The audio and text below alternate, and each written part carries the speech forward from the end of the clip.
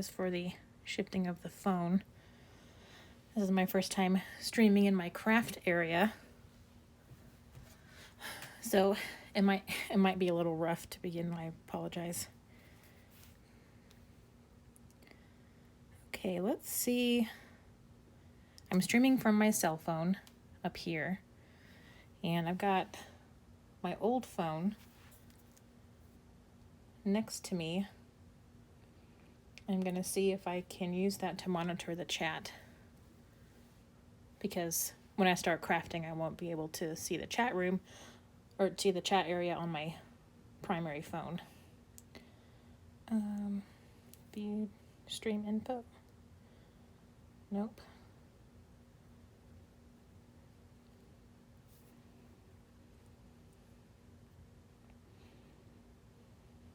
Oh, is this it?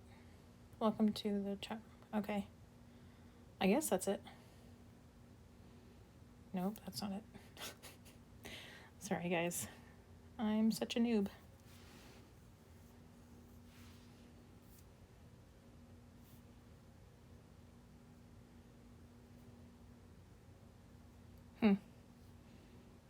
Well, maybe I'll just have to stand up so I can see the chat.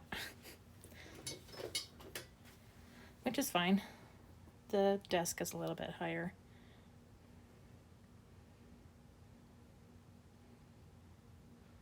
No? Well, I guess it works.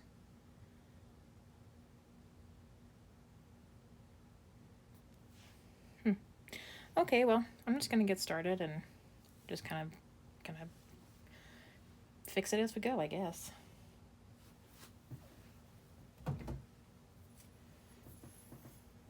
Gonna plug in my phone real quick so we don't die right in the middle of it.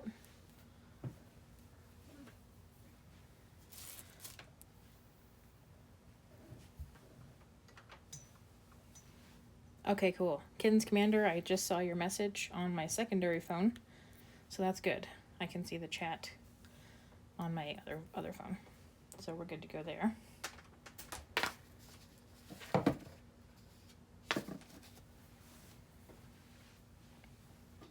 It's just there's a little bit of a delay, so if I don't answer, if you have a question and I don't answer right away, that's why.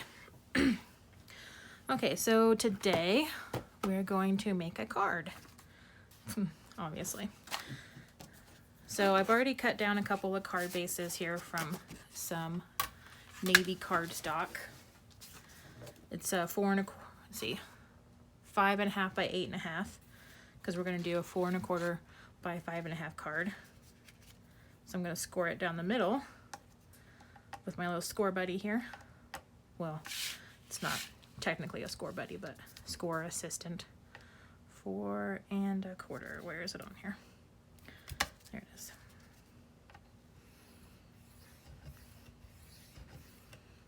And I don't really have a plan for this card. Not like a firm plan. I tend to kind of make my cards intuitively. I don't have like a huge plan before I start going. I just go. I find a little seed of inspiration and then just kind of run with it and see what happens. It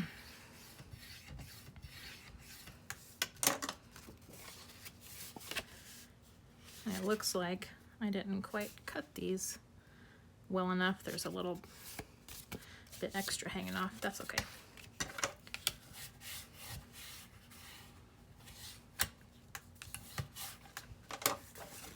All right, so I've got 2 card bases here, and the reason I've got 2 is because of the background, and I'll show you to get this put away. So this is the background I'm going to use, a pattern paper that I made on a gel plate, which I might actually do. I might do some gel printing on my channel.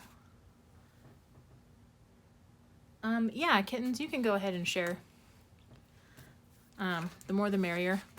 I suppose.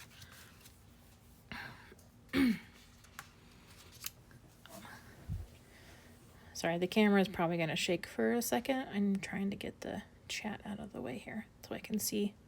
Oh, good. Looks like everything is in frame, except I can't quite get it to stay where I want it.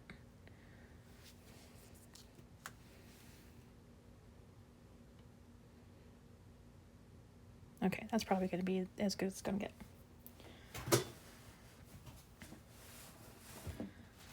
Okay, so this is a background that I made on a gel plate, and as I was saying, I might do some gel printing on my channel, in addition to playing like The Sims and stuff, because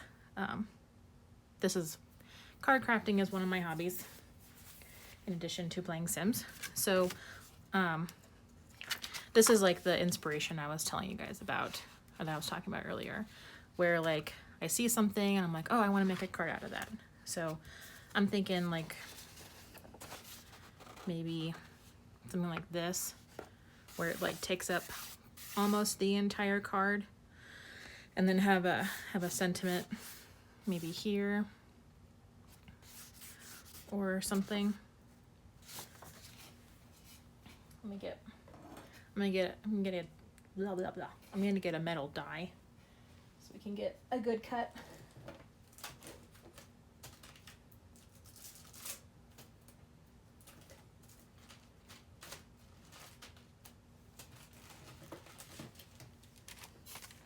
These are Hero Arts Infinity dies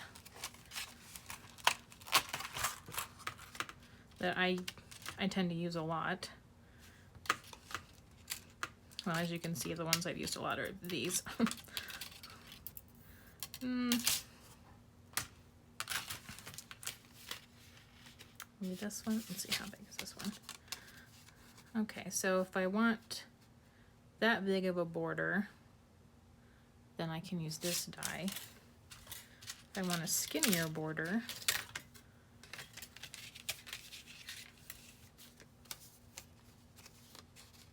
I can use this one. But if I have a skinnier border, that's going to make it harder to put the panel on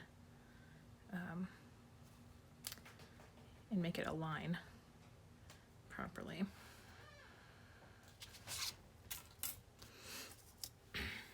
Sorry, my husband just closed the door.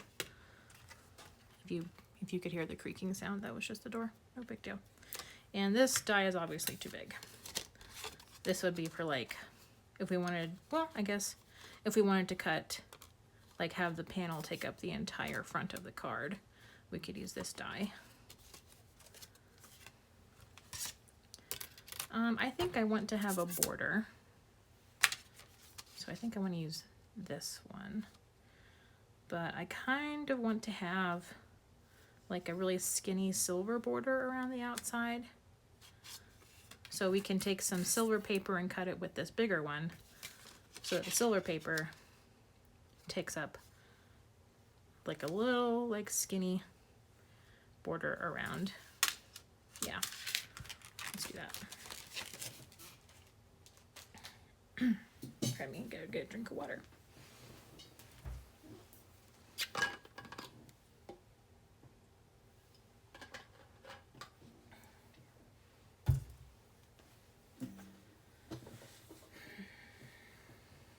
Okay, so let's cut. I think since I've got two cards here, I kind of want them to both come from this background, but I kind of have maybe different, like a little bit different styles. I'm gonna go ahead and cut two silver panels for both of these cards in case I want to use both of them. Break out my silver paper here.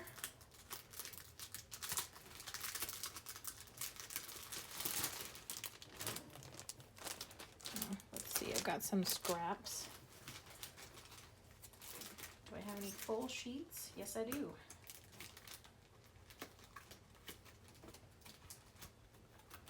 Let's see, I've got a full sheet of silver paper, and I also have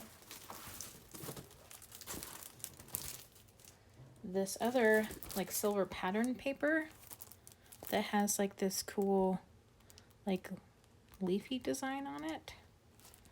That might be kind of nice. Like do a solid one for one card and this pattern for the other one. We'll experiment and see how we like it.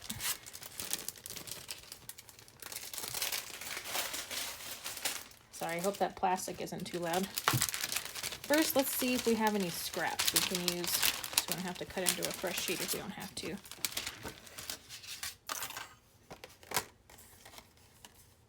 Okay, so that's big enough. And just got some random squares, okay.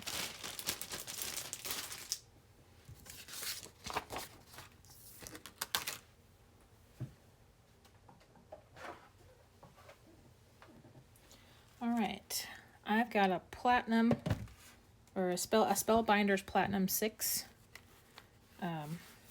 whatchamacallit, die cut machine. You know, whatever the heck it is.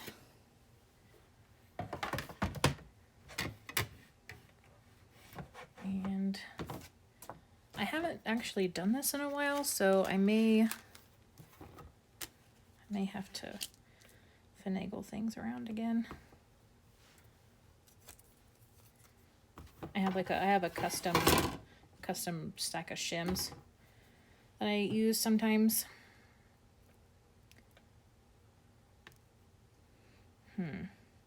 Yeah.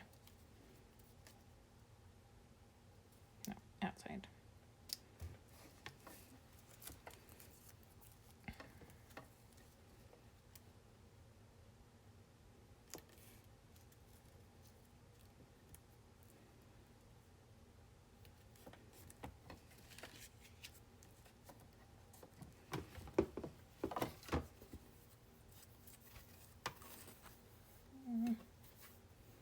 Oh, this plate has cuts in it. I don't have a fresh one, do I? I don't think so. We're just gonna go with that. Am I gonna need a shim? I don't think so. Sorry, it's kind of loud.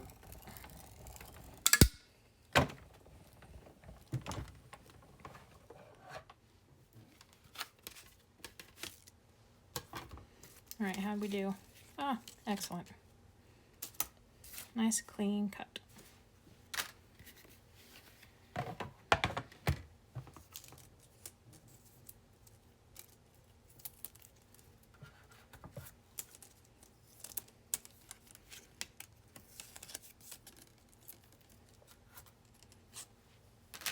This purple tape is awesome for die cutting. I think I got this tape at a recommendation from Jennifer McGuire and her, well, not personally, but from watching her YouTube channel. Because she does this. Saves the tape and sticks it back on there for later. And the tape's got such a low tack that, I mean, it sticks well enough, but then it doesn't like peel off bits of paper when you take it off. Okay. Well, I was going to cut two, wasn't I? Let's start with the one.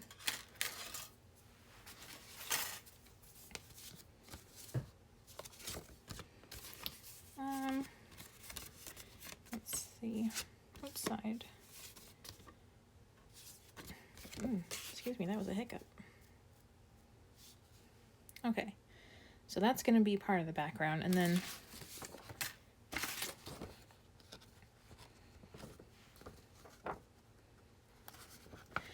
some part of this is going to be like the main panel. Possibly.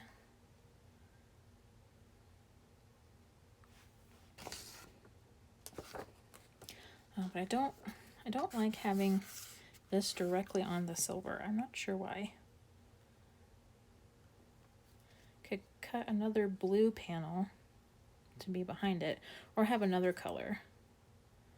Like white or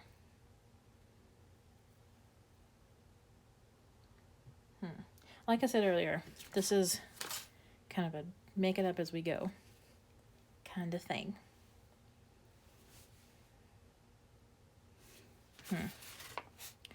Not sure what to do.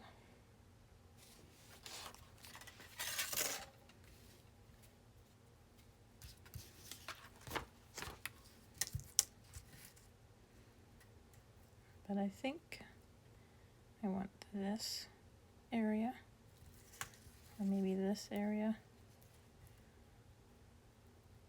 And then where it's kind of patchy here, we can put like a die cut piece with the sentiment on it.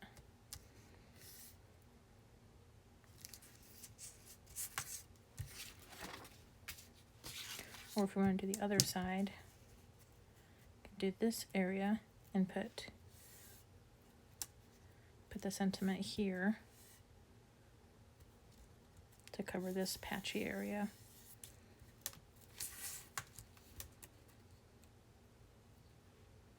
Or there. Sometimes the problem with doing die cuts is that, or not die cuts, but gel prints, is that they're so like, I don't know. Oh. Sometimes you have to like fiddle around with placement so you can figure out what part of it you want to use for your background. That's kind of nice. Where it's got the swoop of this main stem here. And then the sentiment can either go like across the front or here to cover up this patchy area. I kind of like that. Okay, so I'm going to take this to my paper trimmer and cut it down the middle since this whole sheet won't fit through the die cut machine.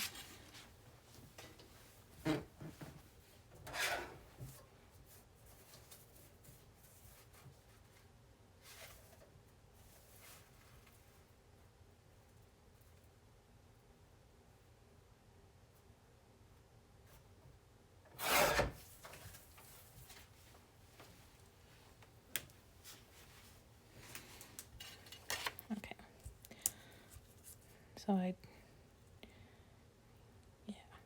have it starting from this bottom corner. Yeah, okay. Grab me some tape.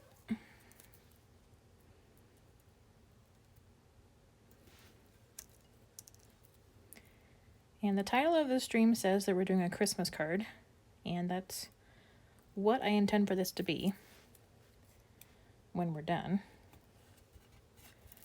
But who knows?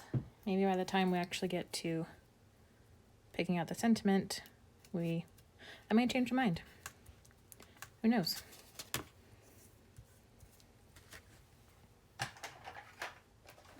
Whoop. I've dropped all my plates right on my foot.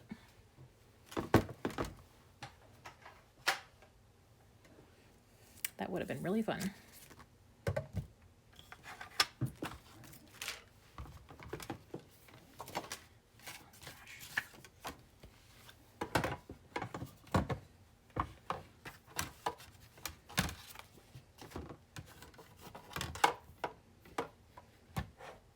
Hello, for those of you just tuning in, we're working on a Christmas card. I know it's not Christmas anymore, but sometimes it's nice to get a head start for the next year.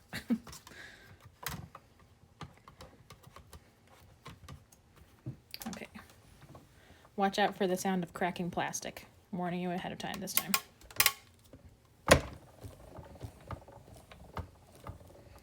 Why is it not level? That's weird. Oh, sorry.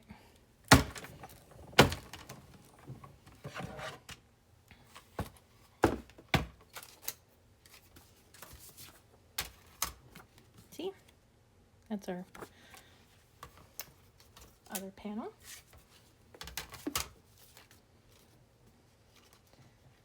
Okay, so when I trimmed this background a little while ago, I cut off a little bit too much. So we're not going to have as much paper or as much background for the other card, but that's okay. Oh, hello, Lisa. I see you in the chat. I hope you haven't left. Merry Christmas. Thank you for tuning in. Oh no. Oh, and just the tape. Thought the paper was ripping.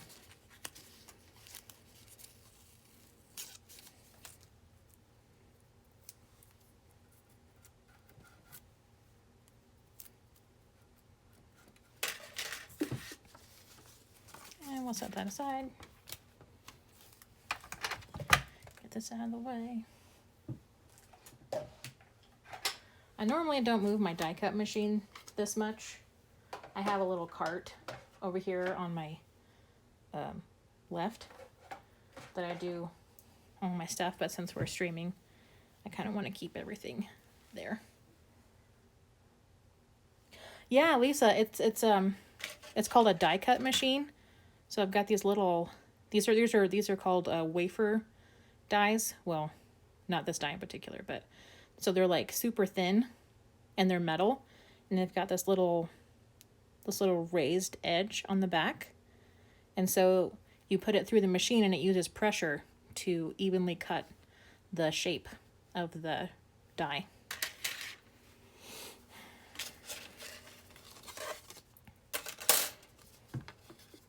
Oh, that wasn't what we were using.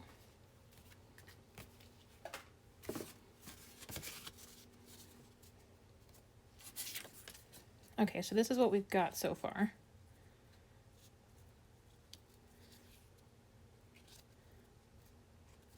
If I can line it up. Okay, so this is how it looks so far before we add any sentiments or anything. Yeah, I mean, I wasn't a huge fan of having this straight on the silver, but a trick we can do is actually use some coordinating ink and maybe ink up the edge so that there's a little bit more contrast around the edge between the sheet and the silver. Yeah, I think we'll do that. Let me get my paper here. Oh, thank you, Lisa. I did this background on something called a gel plate. I use like paint and stencils and texture objects to make it. Sorry, I'm getting a drink of water.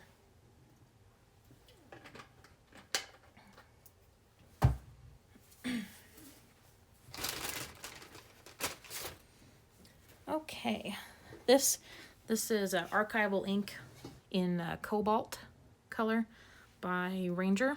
I use these inks a lot, like this ink especially, this particular color. I'm just going to use a cosmetic sponge to kind of like ink around the edges here.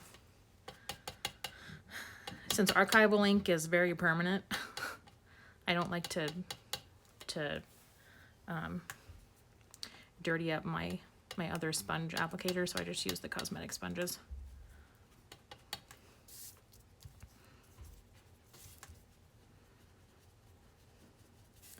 We're going to kind of come in from the outside. Wasn't quite as dark as I was hoping, but that's okay. We're going to kind of make a vignette border, I suppose.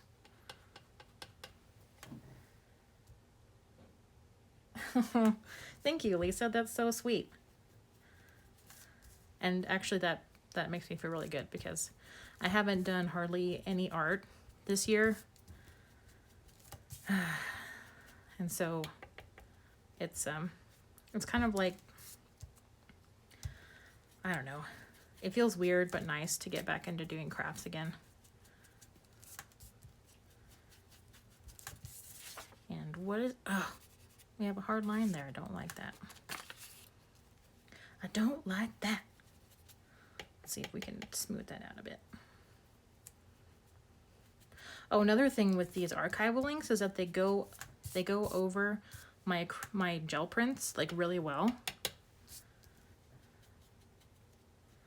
And once they dry, they don't like smudge or anything like a distress ink or an oxide ink would. if you get it wet or something.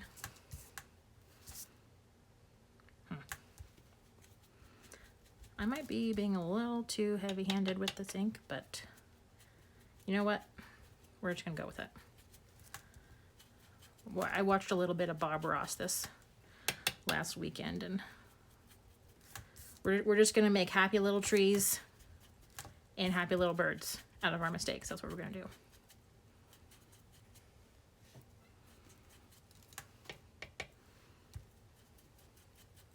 Because otherwise, what are you gonna do?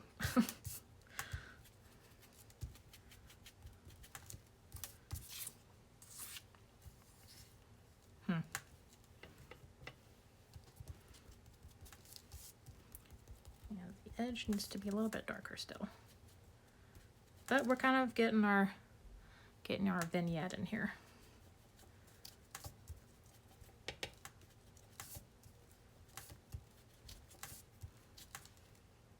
But I'm still, this line right here is just kind of really harsh. And I'm not digging it.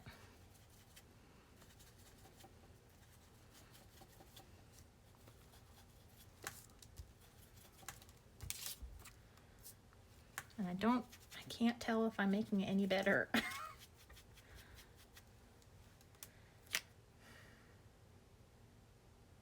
You know what?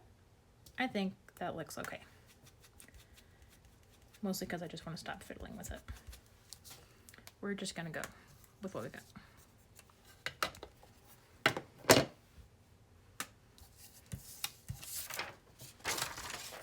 That aside. Okay, let's see. Let's do a preview.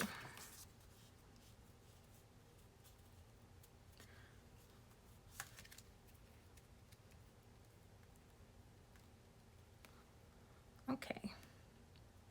The edge still isn't as dark as I want it to be.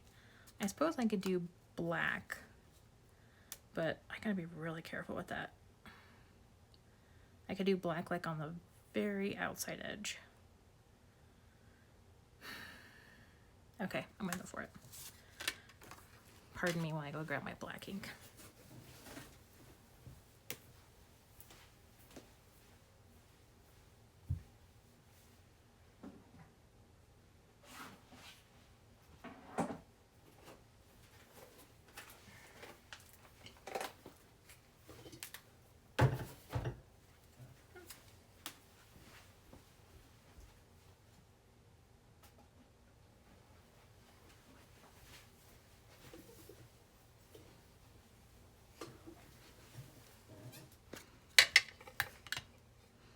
This is black, yeah.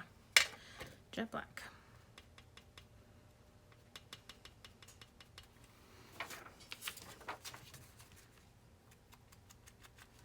All right, now we're just dabbing it on the edge.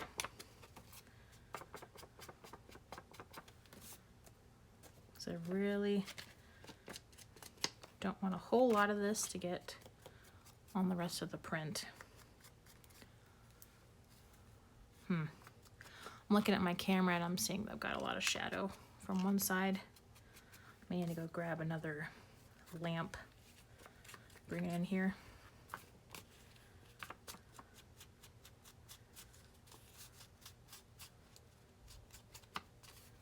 But, well, I can already tell that's making a difference. Okay.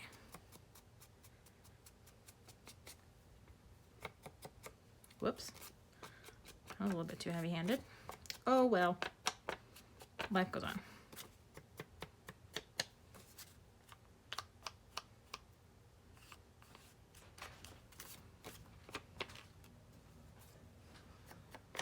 And like magic, my husband has arrived with an extra lamp.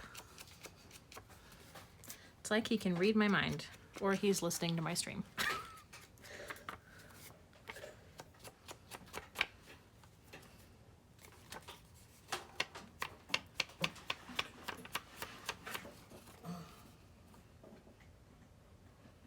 Okay, I think that looks better. That's kind of more what I was thinking. Ah, great. Now we've got better light, except The lamp is cool and this lamp over here is warm. But that's okay. We'll just make do. Actually, turn it back up.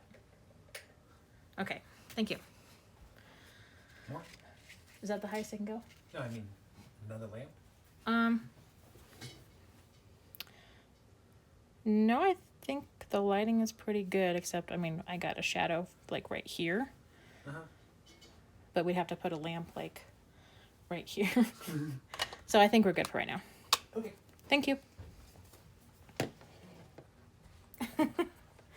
Yeah, he's a good helper. Oh, it's better now? That's good. That's good. I don't have super great lighting in this room. Great thing about these sponges, when you're done with them, just snip it off and you've got a brand new sponge. Is a llama? Where do you see a llama? This? Are you talking about this? This is, I think this might be an alpaca or a llama. I don't know, but I love this. It's a Christmas llama. I haven't been able to use this stamp on a card yet, but one of these days. Oh, sorry. Bump the stand. Okay.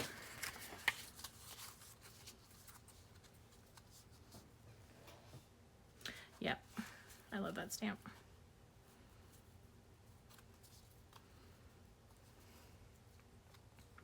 Sometimes I think to myself, oh my gosh, I have so many stamps. But then I see like these other ladies on YouTube. What is this? Sorry, I see these other ladies on YouTube and they have like drawers and drawers full of stamps. And I don't have nearly that many. So I feel better about myself. Not that it's a bad thing to have a lot of stamps. I feel bad by having like so many art supplies that I don't get to use a lot. Okay. So this is what we've got so far. I like that vignette. That was a good choice. Okay. So now we got to pick a sentiment. I don't think we're going to do something super fancy for this card. Maybe what we could do is like we could do a dimensional element here. Like a thing, and then the sentiment on top of it, like a little piece of paper, piece of cardstock or something. I've got some navy cardstock.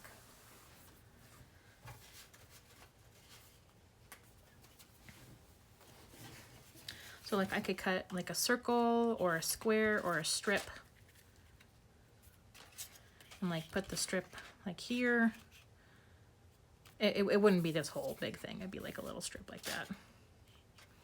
Do I have a little strip? Oops, sorry, oh, sentiment. It's the words that are gonna go on the front of the card. So like, for example, I've got this little stamp that says tidings of comfort and joy. So if we were to pick this, for example, then I would like stamp it somewhere here or like on a piece of paper like this and put it there.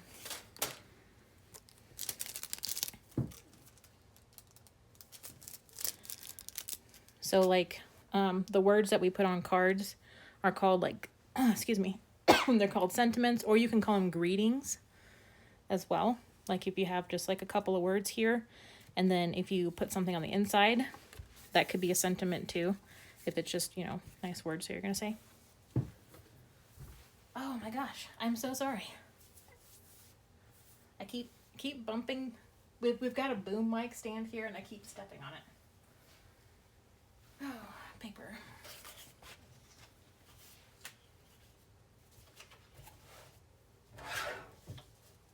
Oh, there we go.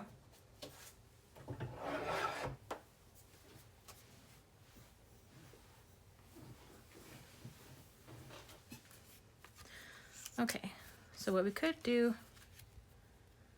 is we could stamp some words onto this piece and maybe put it across like this, or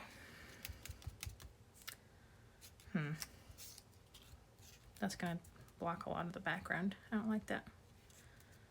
Do we have something smaller?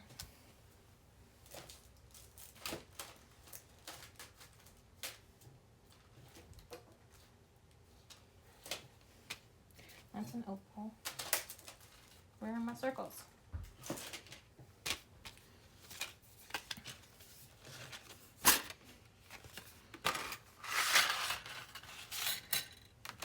Okay, so these are circle dies, like I used earlier. They're just a different color. So I could cut out a piece of paper with this circle die and maybe put it there and stamp our words right here on the paper. But I don't know if I like having the circle right in the middle.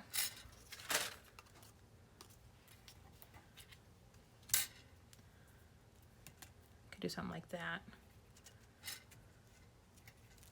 Whoops. Oh, goodness. Here. We're gonna work a little bit smarter. And just put some low-tack tape there.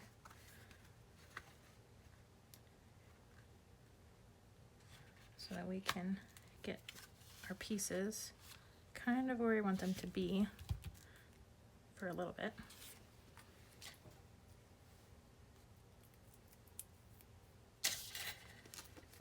And then they're not going to be stuck there permanently. This is just so I know where things are going to go.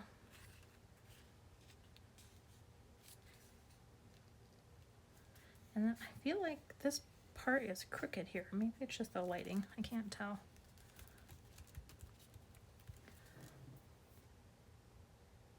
Let's see. In Brazil, it's really hard to give one of these cards.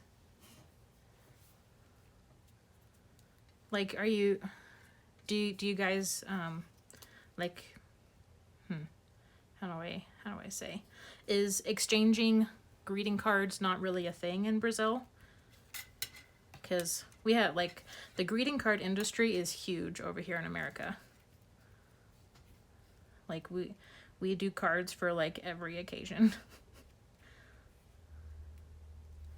Okay, maybe something like that. And maybe have, like, a silver strip here in the middle. And have our words right here. Or just have that strip. But I want to be able to see more of the background. So, what if we did this kind of strip?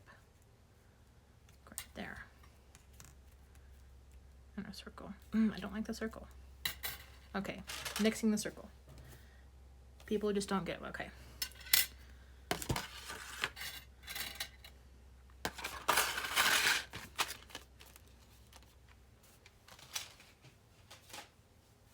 Well, if it's not part of your holiday traditions, then that's fine. It's a big deal over here in America. Well, I say big deal, but I don't know. It's kind of weird. I think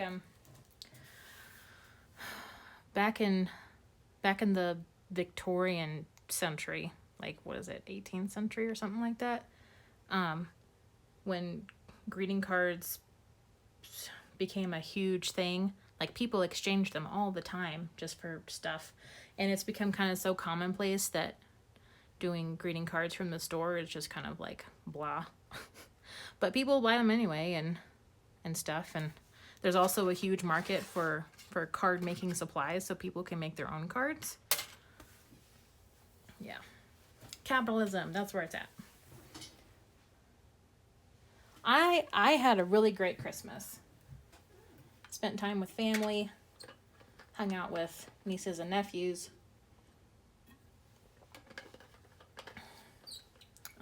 Yeah.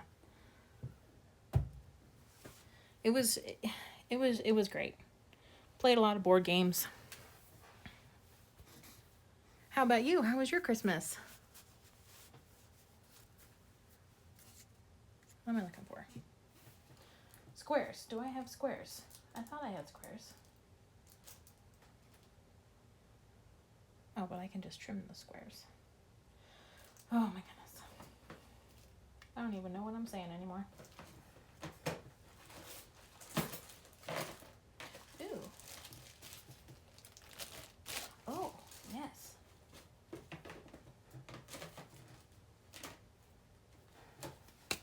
I have this.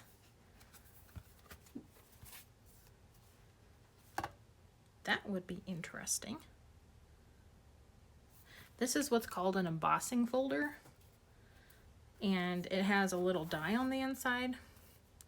So we're not necessarily going to use the embossed part, but it's got this cool shape in here. That might be too big.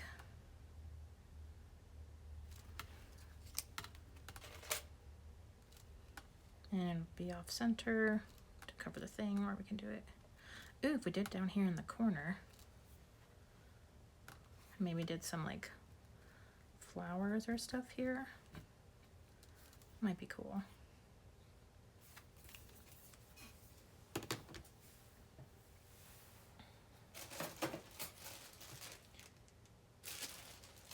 Sorry, I'm digging through my set of embossing folders and die cuts over here, trying to find something I can use.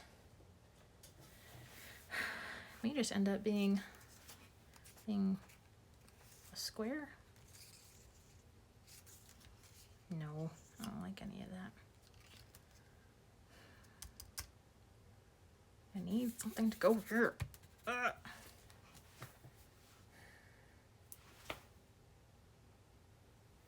Ooh, let me bring out my flowers and see what we got.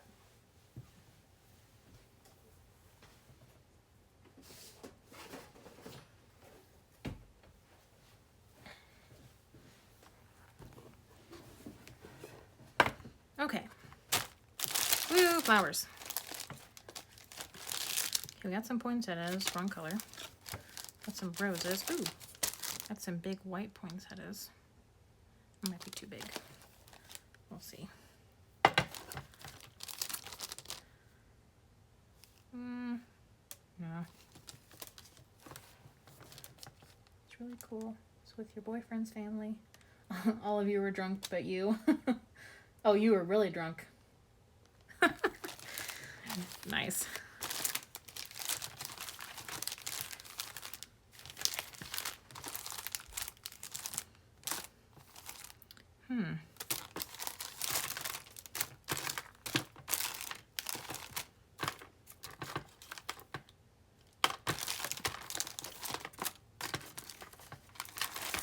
These pretty white roses here.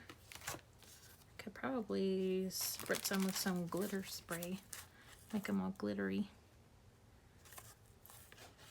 The rose go there. The gold one,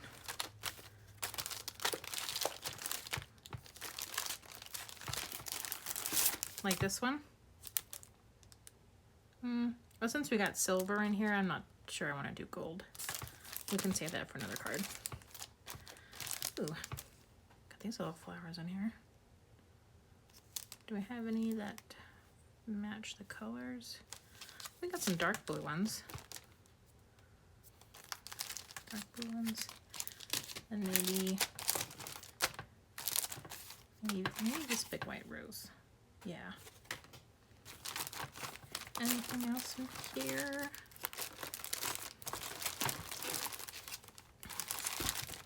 Also got these that have actual stones in the middle.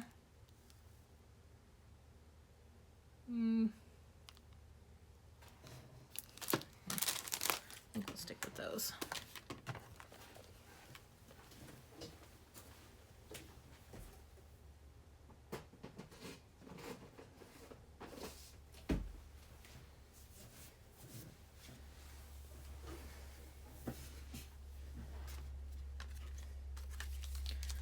Okay, so since we'll have some like these are flowers and they're referred to as embellishments. Just stuff you stick on the card to embellish it. So I think what's going to happen is we're going to have our little sentiment here, maybe on this piece or something else, and then we'll take this flower, maybe these little ones, and kind of put them in strategic places around the sentiment to kind of cover up some of those patchy bits here.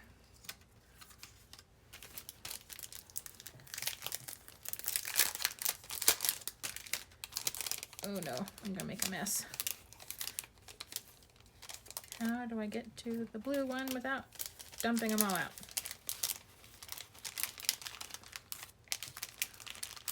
Oh, I'm silly. I have tweezers. Where are my tweezers? Oh, okay. Aha!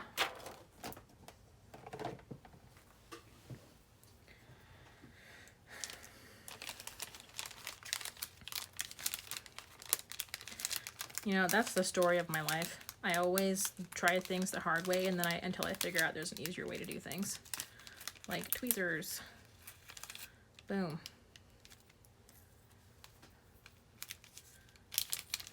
So let's see, let's grab another blue one.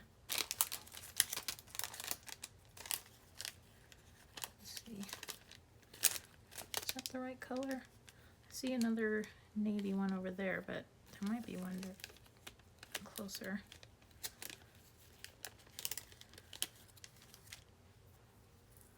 It's navy? Nope. That's not the right shade of blue. It's not right.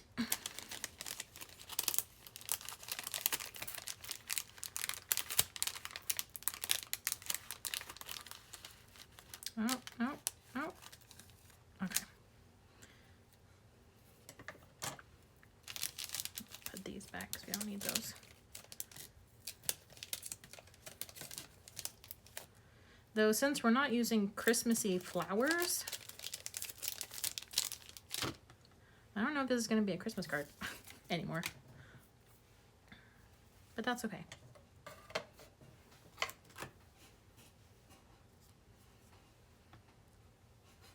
Okay, so this like that. Yep, okay.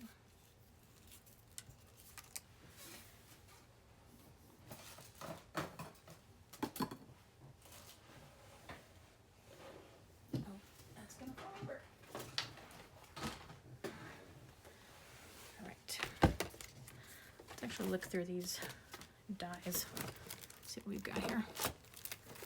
Snowflakes. Nope. Nope. Look at this little arrow here. Nope, doesn't fit with the aesthetic of the card. Excuse me, I've got the hiccups.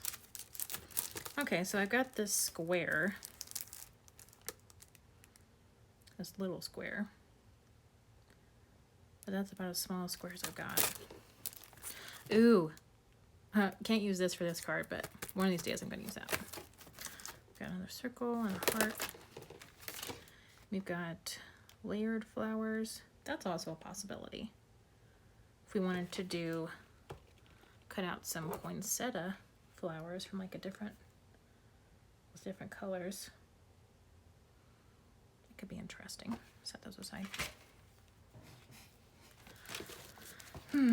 I don't know about other card makers, but for me, a lot of the time is spent just like figuring things out. And then like at the very end when I assemble the card, that takes not very much time at all. So I've got a little rectangle and a little oval in this one.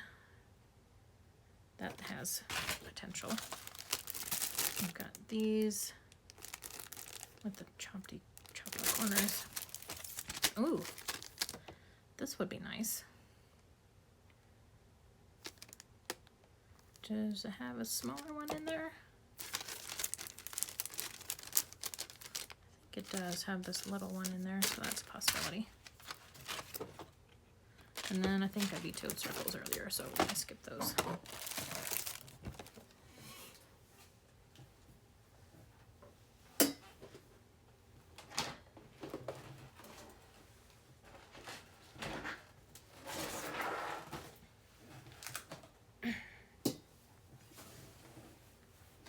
Yes, one of these days I'm going to do a Halloween card.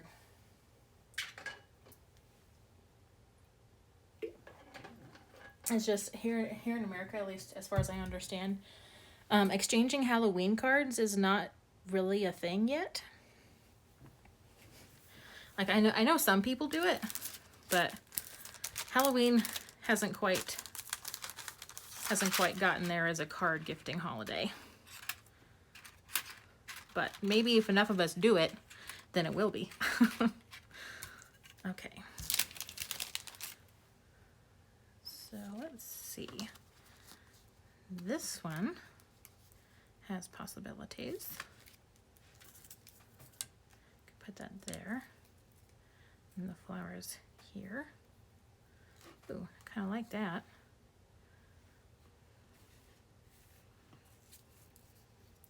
Or the flowers can go there. Or if we turned it this way, then we could have a bigger one down here, or like here in the corner. Actually, let's try the smaller one.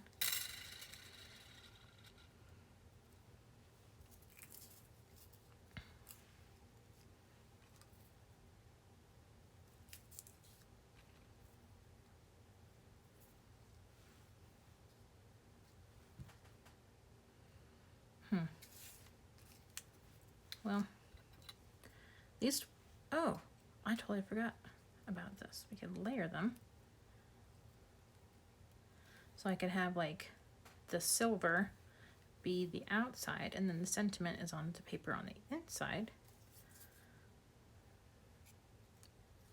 Then have a flower here, flower there, maybe a flower there.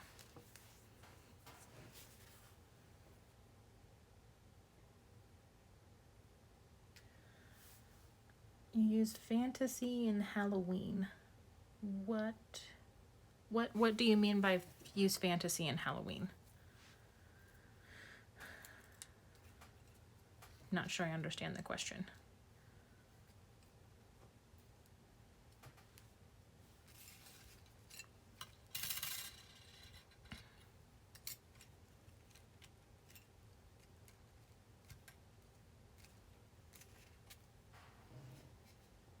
Oh, okay. Lisa, let me know what you think. Do you like having it turned this way with the two? So this is landscape. And this is portrait.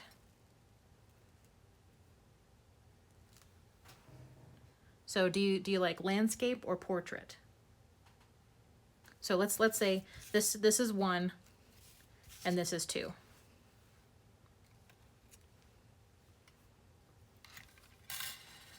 Yeah. Okay, since there's a little bit of a delay between chat and what I say, can you say 1 for this one and 2 for this one? 1? Okay. That's what I thought, but I wanted to make sure.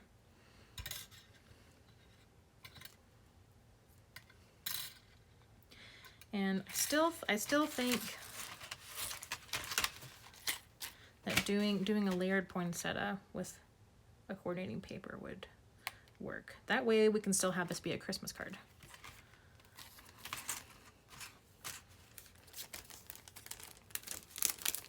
Because roses and whatever these are, daisies, they're not usually associated with Christmas here in America, but the poinsettia flower is.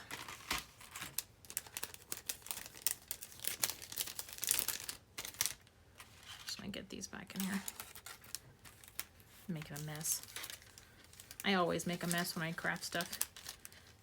And then I'm like, whenever I'm done, I'm like, oh my gosh, I have to clean everything up now. Okay, we're gonna set that aside for a minute. Set these flowers aside for a minute too. Okay, so I'm gonna cut up some layers for the poinsettia.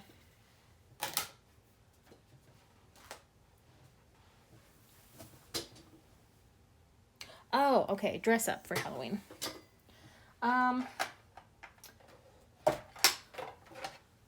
Sometimes I do, but I don't do it very often. I mean, I would love to, but I'm kind of like a bigger person, and so trying to find costumes that I like that are in my size are very challenging. Or is a challenge. And so I usually just wear something like an accessory, like a unicorn headband or a tiara or something.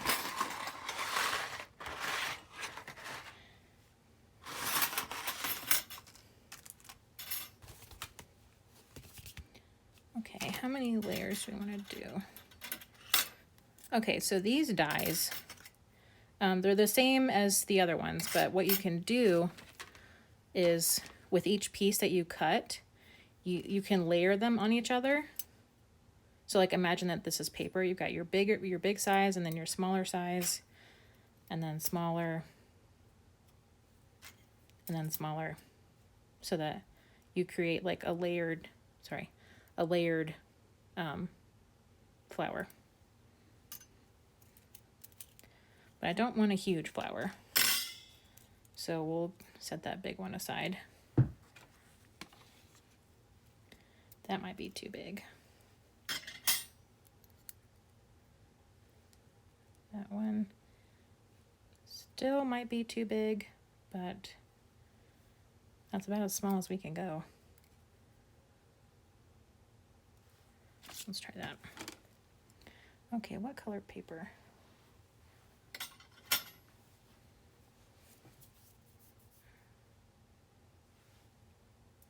Maybe silver for the bottom layer flower.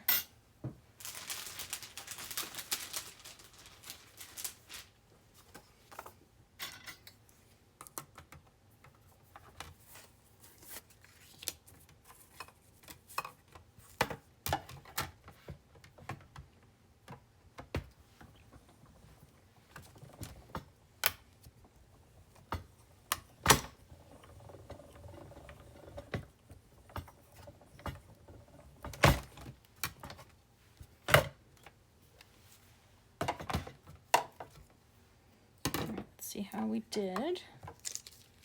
Woohoo! Pretty, pretty. Okay, it's stuck. Okay. Gotta get this unstuck without tearing this thing. Where are my tweezers? I know, it is super cool.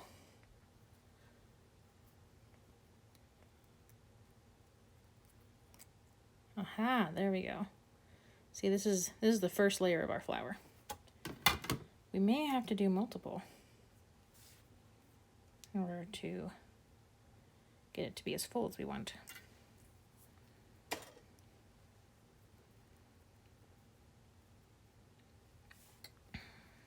Where's this? Okay, let's do this smaller one.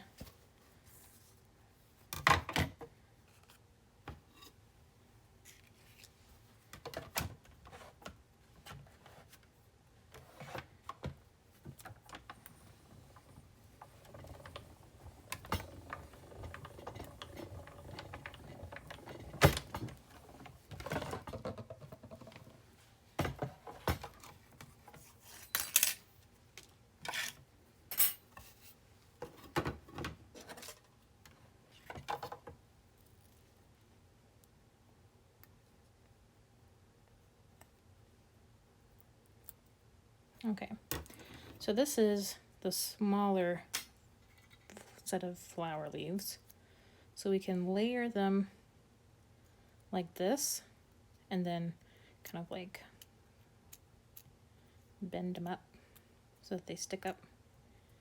And you've got like part of a flower. I think what I'm going to do is I'm going to alternate between silver leaves and navy blue leaves. So let me grab some navy from over here.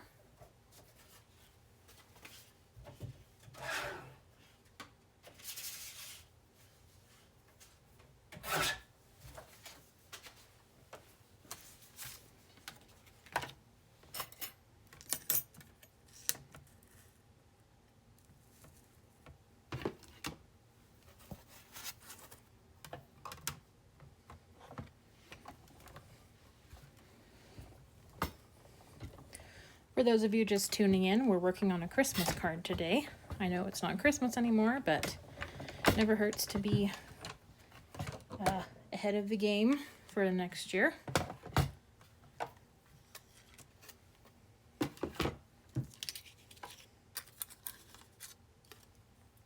Oh no. Oh. Sometimes the paper gets stuck inside the die. You gotta poke it out. That's not gonna work. Do I have a toothpick? No, I do not. How about a paper clip? Nope, I don't. There we go.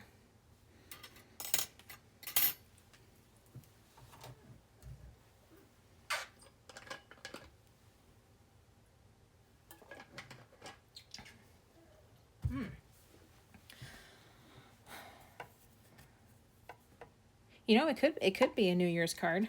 If we decide to go with the different flowers, we could make it a New Year's card. If we're not digging the Christmas stuff. Okay, so let's see how we're doing so far with our layers.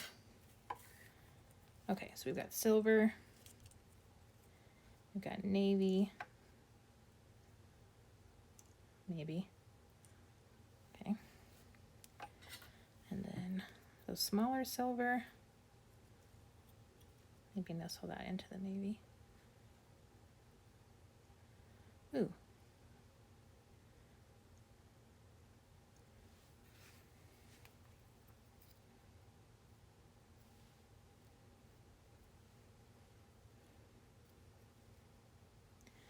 And like that. And then we can take these little berries and do like a berry in the middle, or maybe like a gem in the middle. That would be pretty. I've got some gems we can stick on there.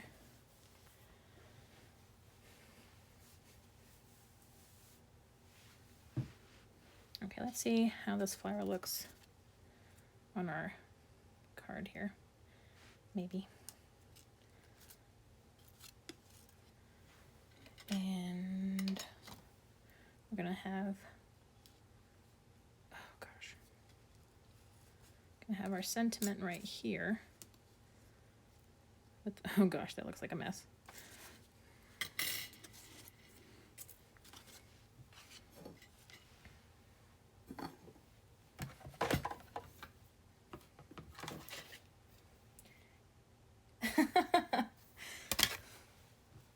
Well, if you're comfortable with me knowing your address, then you can just send, I think you can send me a DM on Twitch with your address and I'll send it to you if you want.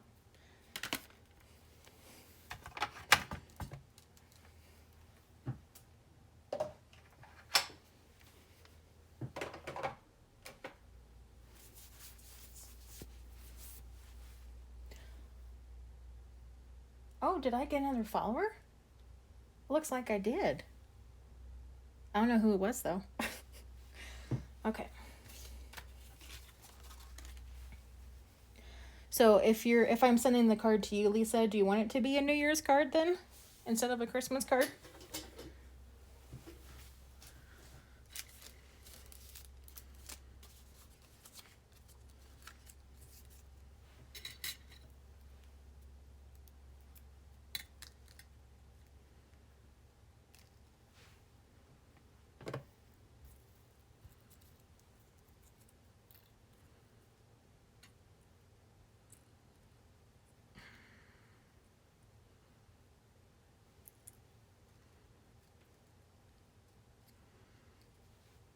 Excuse me, I just keep hiccuping. Come on.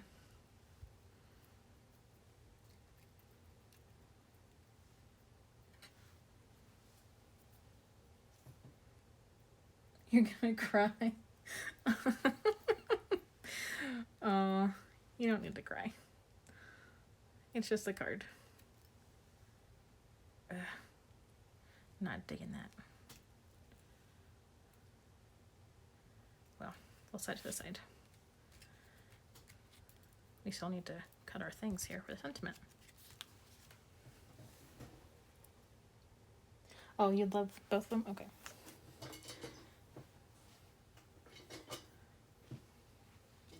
Well, I would say I'll keep it a surprise, but since you're actually watching this, you'll actually know which one it'll be, so.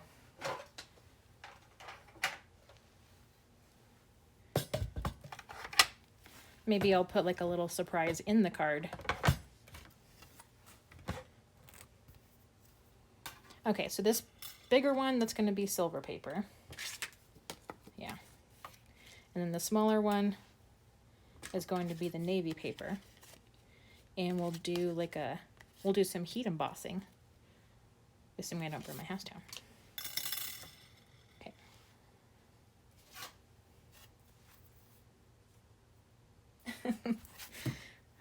Yes, hello, new subscriber. Welcome to the gnomes. Yes, we're the gnomes, that's what we are. I think it's fortunate that I chose the name that I did.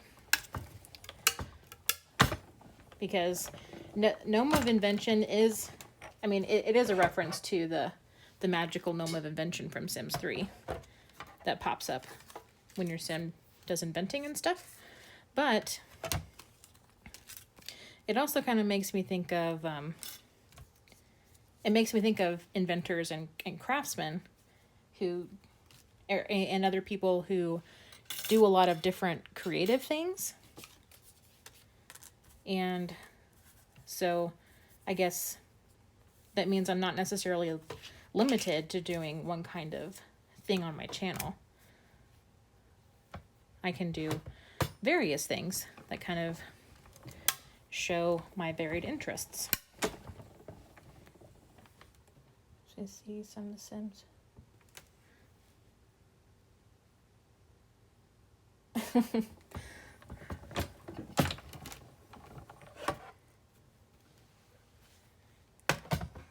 You can send them to me since we're friends on Instagram. You can send some to me if you want. I mean, as long as they're in English, because otherwise I won't be able to read them.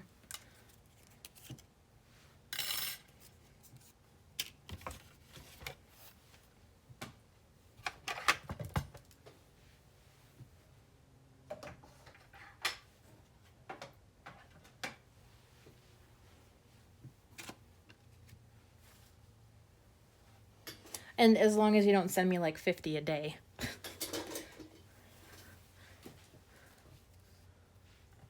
Maybe like a couple a day. I would be fine with that.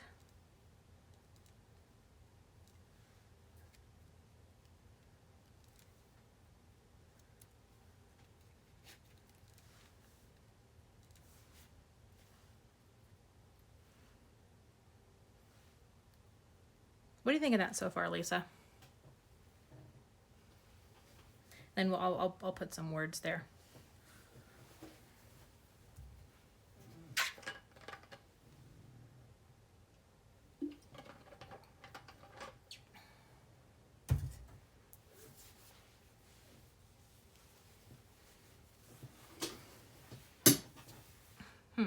It probably would have been smart to put the words on first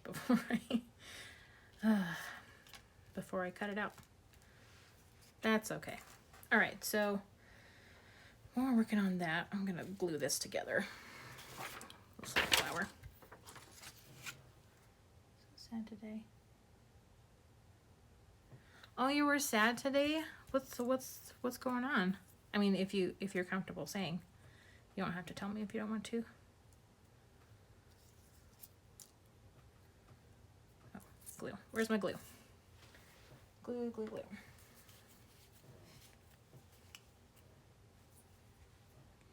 Sorry, sometimes I forget that if I do stuff back here, I'm out of frame. All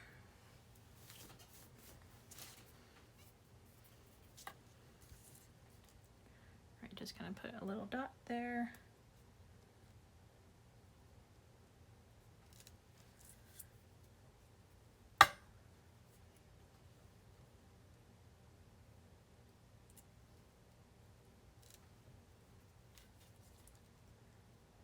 Oop. Nope. Cooperate, please.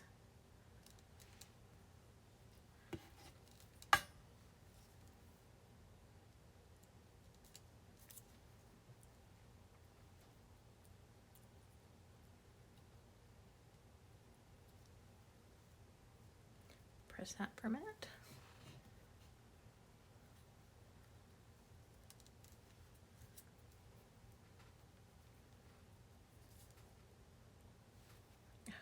Okay, now I gotta wait for the glue to run down to the top. It's always one thing or another, isn't it?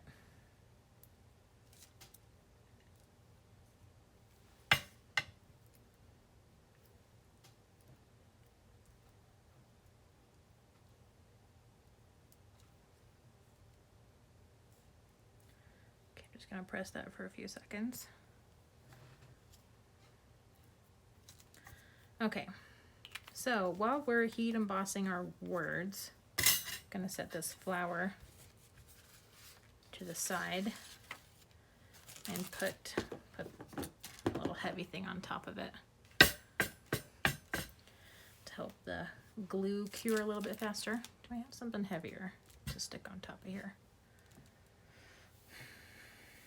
Oh, got my candle. That'll work.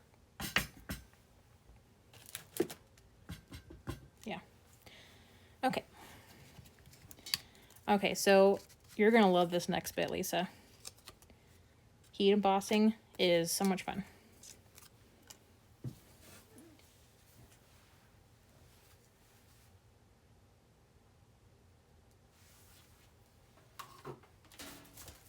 Whoops. Oh my goodness. Sorry, my cords got a little bit tangled with the mic stand. The phone is going to tilt a little bit. I apologize. Come on. There we go. Okay.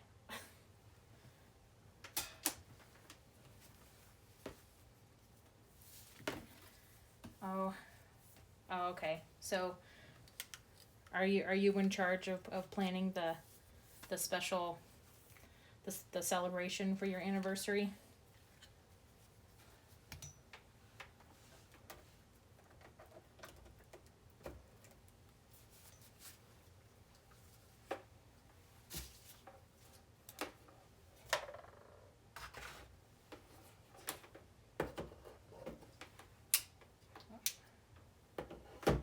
Oh my gosh.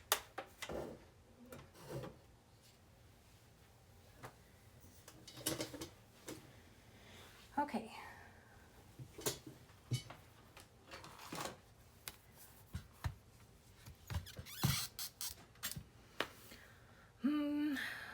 What shall we put on our card?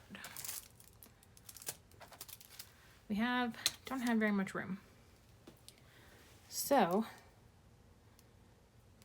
oh, I could just do your name. Where's my pen?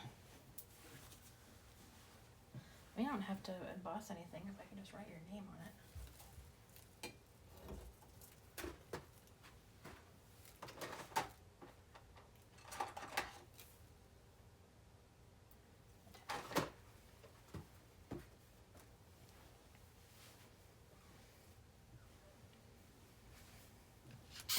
Okay, before we do heat embossing, because my embossing gun is kind of loud, so I may actually avoid using it if we can.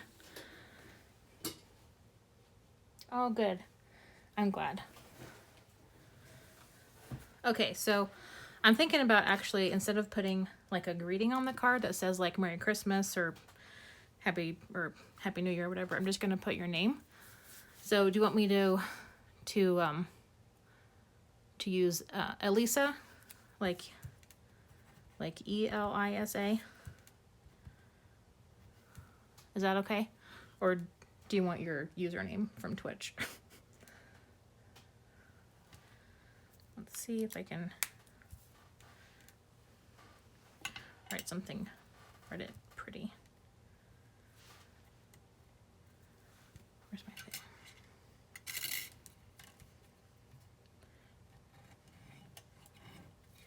I'm just practicing in this little spot here. because I don't do calligraphy or pen stuff very much.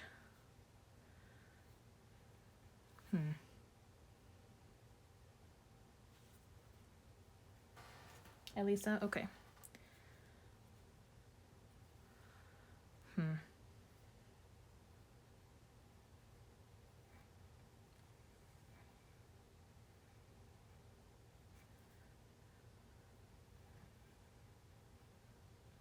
Oh my goodness, my cursive is awful.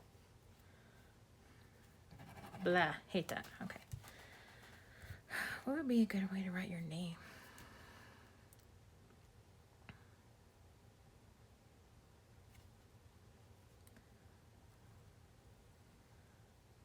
Oh gosh. Ugh.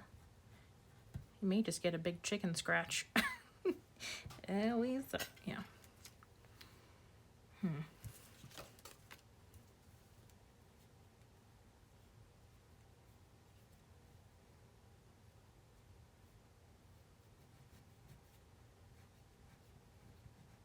No, that's silly.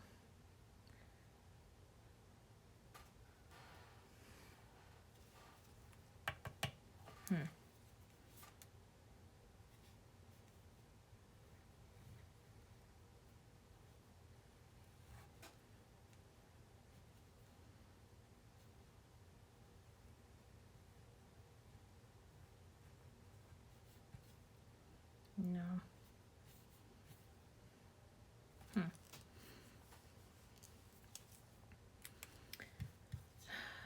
Maybe I've got some letter stamps I can do. Because my pen work is really bad. Where are my letter stamps? Letter stamps. Nope, those are too big. These are also too big.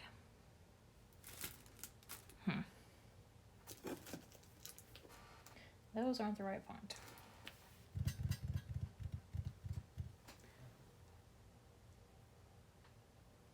Oh, your boyfriend is watching too. Hello. Hello, boyfriend. I mean, not my boyfriend, obviously. I have a husband.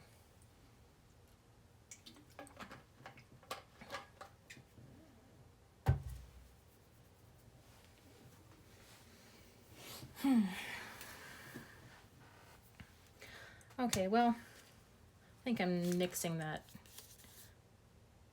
idea because I don't know how to write your name very pretty, so we're not gonna do that. I'm sorry, I didn't mean to get your hopes up.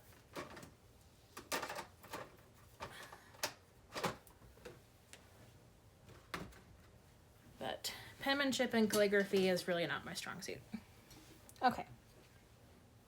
We're gonna go back to heat embossing.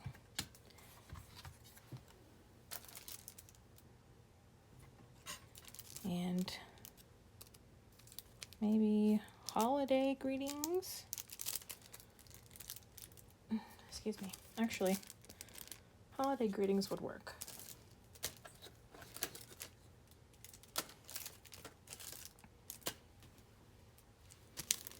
Because it could be for any holiday.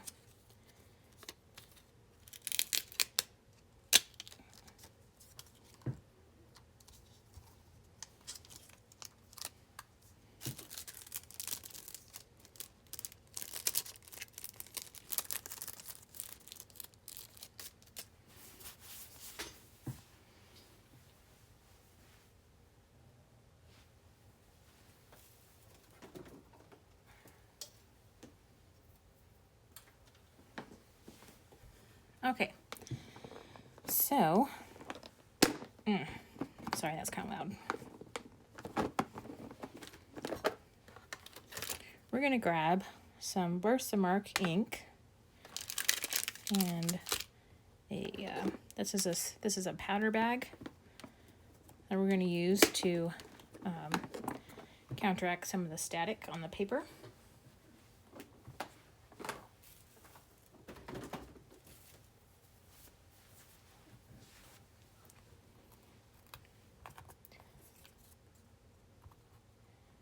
Where are my magnets? I need my magnets. you guys, I am so prepared. I just have magnets everywhere. Actually, I don't think magnets are going to cut it this time because it's so tiny. I think I'll use tape instead.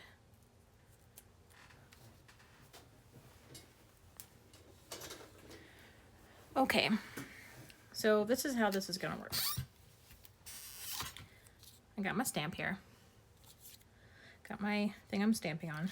I think I'm gonna center it in my little thing here. Or no, that's silly. I'm gonna put it in the corner.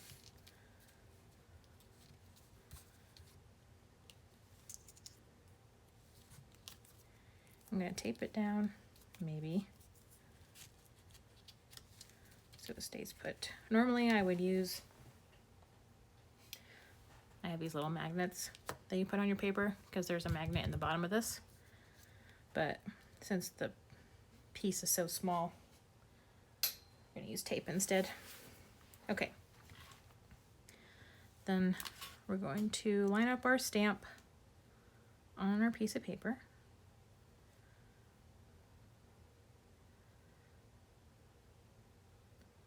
That looks pretty straight. We're gonna close this door, this plastic door here. Give it a press. Ah, why? Okay. And the door just picked up the stamp right there.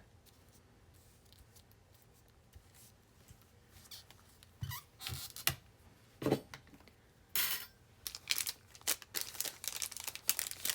gonna take our little anti-static tool, brush it on our piece of paper. Oh, I almost forgot. We actually need embossing powder.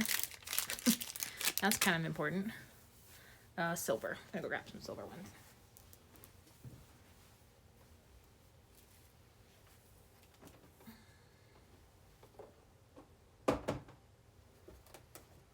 White super fine.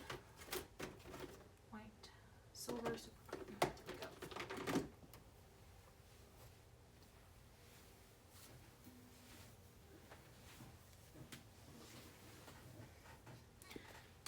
And spoon.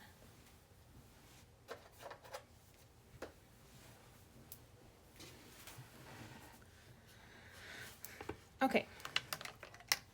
So then we're gonna take this ink.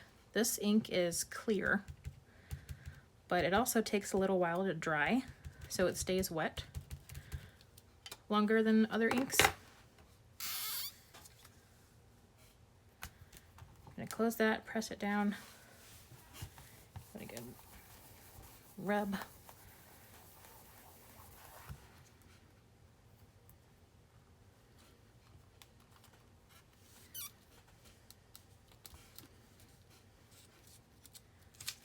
Okay, and so you can kind of, I don't know if you can see that very well, probably not at all, but it did stamp onto the paper. It's kind of hard to see where.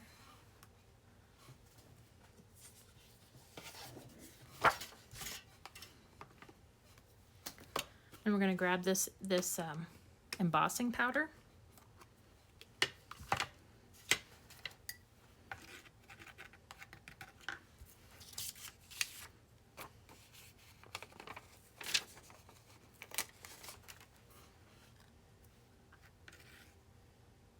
We're going to sprinkle it on, and the powder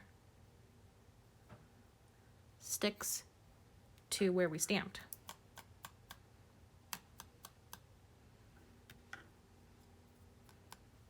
Oh, it looks like we got some stray things over there. I'll have to grab a little paintbrush, wipe them off.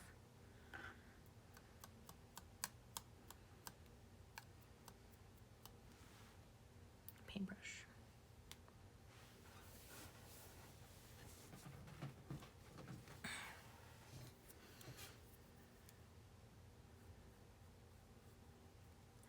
Just wiping off some stray powder. Okay, so now we've got our powder. I'm gonna heat this up with my embossing gun. Like magic. Yeah, it is magic. I'm going to heat this up with my embossing gun, and when I come back, it'll like all the powder will be melted. So I'm going to turn on my gun and let it warm up for about 30 seconds. So it's going to be kind of loud. I apologize.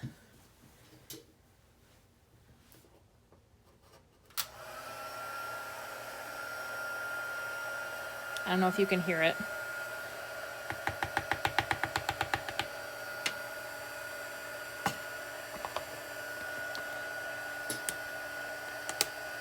But I may be able to do it in front of the camera, but I'm not sure.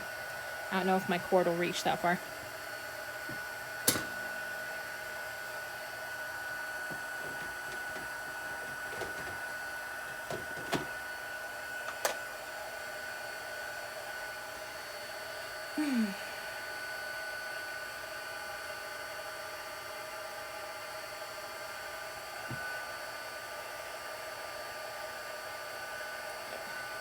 The embossing gun needs to be pretty hot so that we can melt the embossing powder pretty quickly without warping the paper too bad.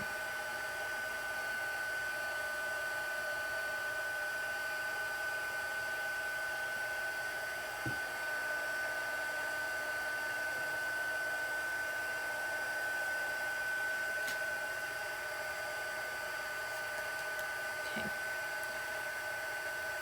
I'm gonna hold this with my tweezers so I don't burn my fingers.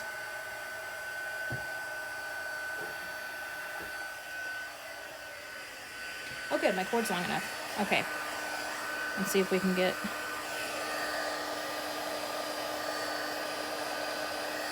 Oh. I don't know if you can see it, but that powder's melting.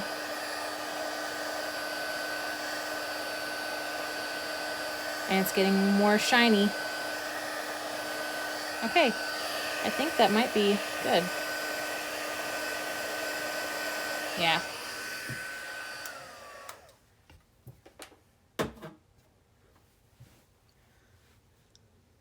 So can you see how shiny it is now?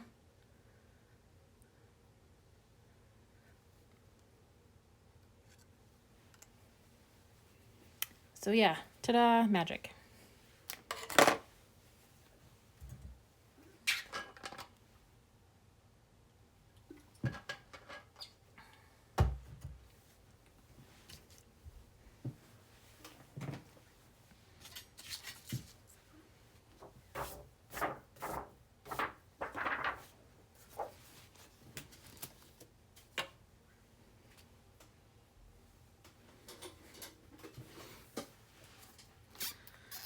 Okay, now we got to clean off our stamp.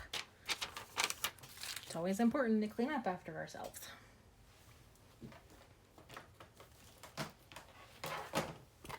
I've got this little stamp scrubber. Whew. It looks dirty, but it's just stained. It's fine. And I've got this Hampton Art stamp cleaner. There we go. Just gonna dab some of it on there. Get my scrub pad. Scrub it off.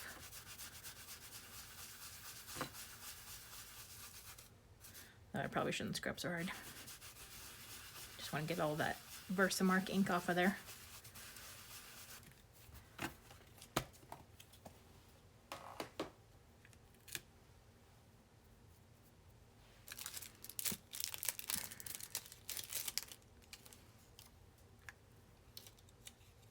Oops, backwards.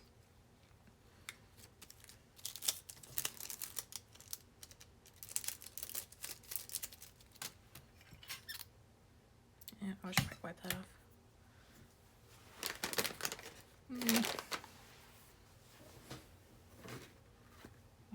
Why are my paper towels so big?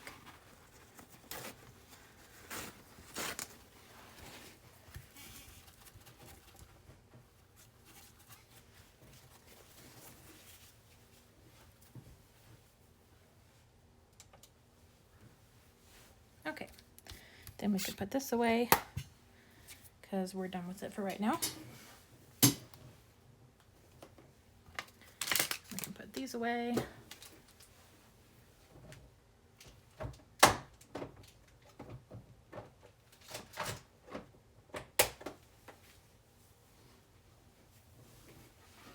looks like we got a little crooked.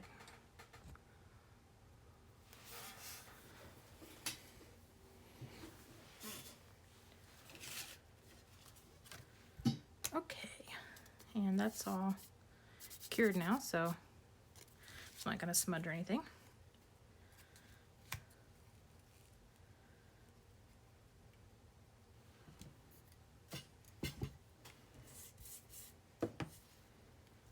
Okay, and our flour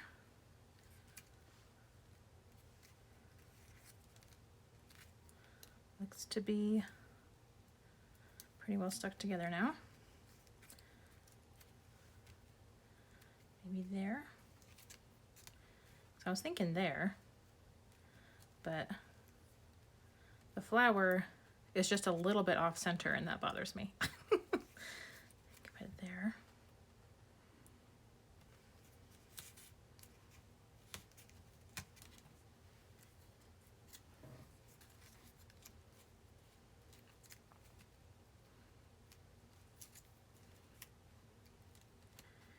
Put it. What if we put the flour here in the corner?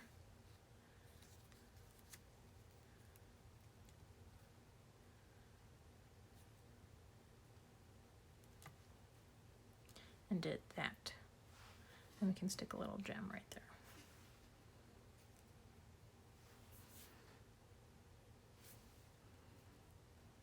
Or, well then, that means this is a little bit off center too.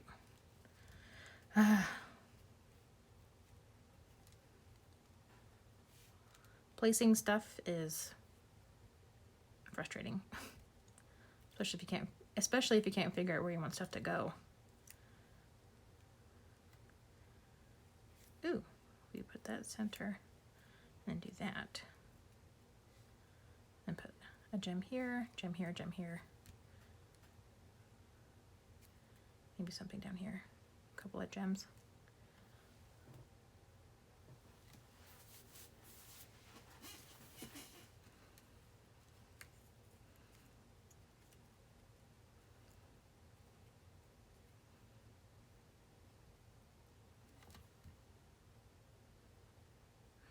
Okay, what do you think, Lisa?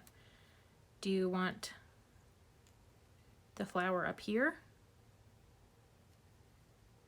Or do you want it to the side, like this?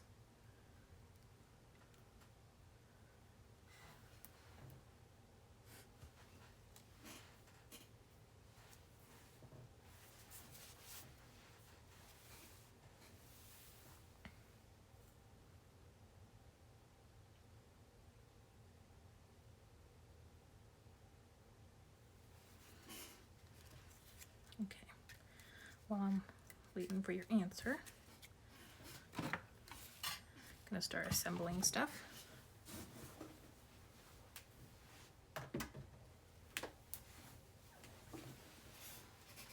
Okay, this is, where's the brand?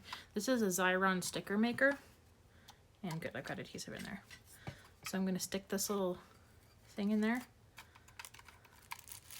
pull it through,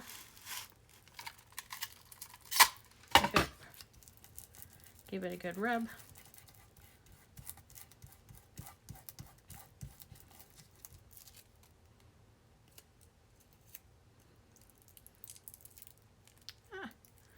Pull off the plastic top.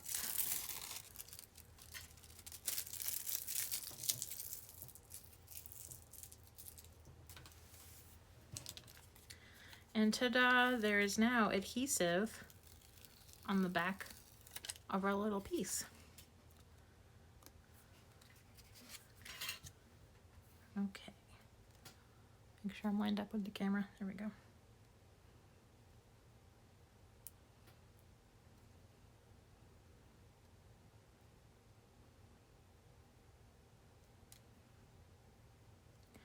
And I might not get this exactly centered, but that's okay.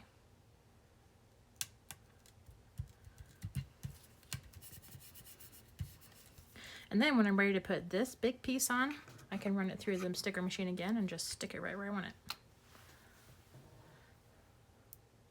A lot of magical machines, that's right. That's right.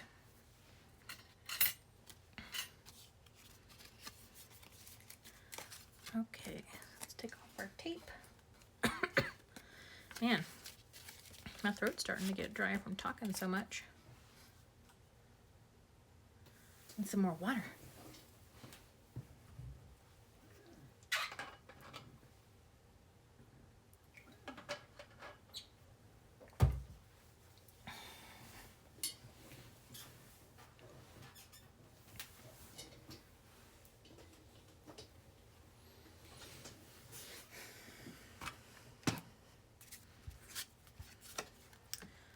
Do I put my logo on the back? Yeah, I think I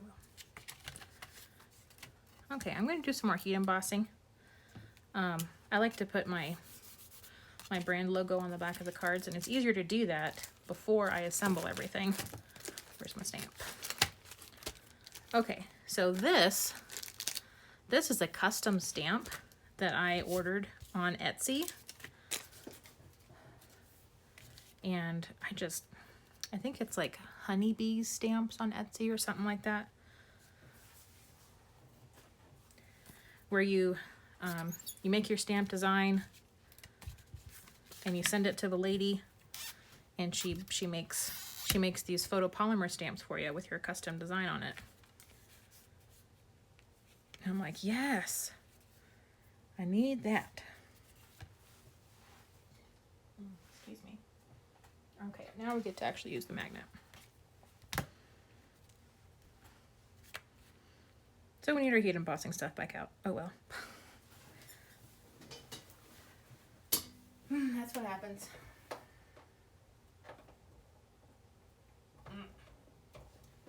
Open.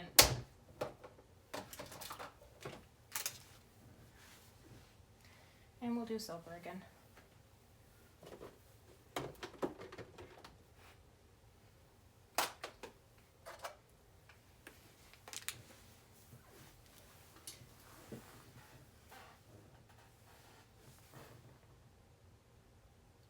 So chic. Yes. Chic is my middle name. Not really.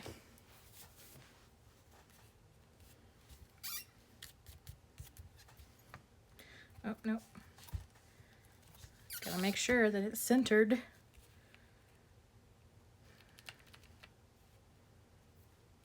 Oh man, it's got so much gunk all over it. Okay.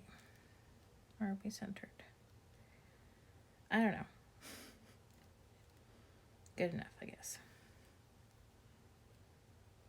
Looks centered to me. Nope. Have to do it right. Use my grid paper. Okay, so 1, 2, 3, 4, 5. 1, 2, 3, 4, 5. Okay.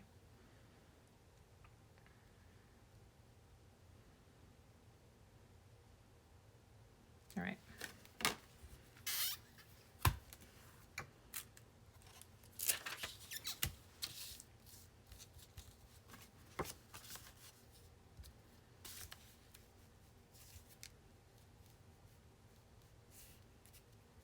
Uh-oh.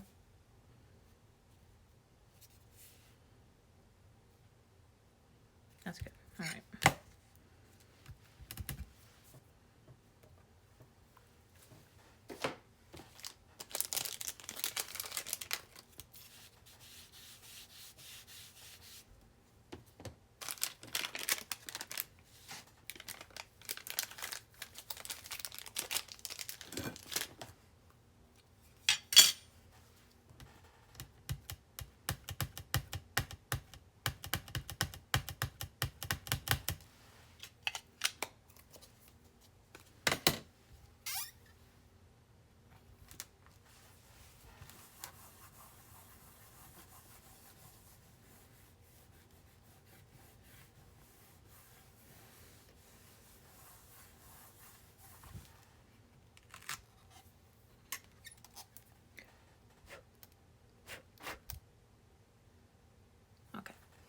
I was just checking to make sure I got an even stamp. So it looks like there's some bits that didn't quite get down there.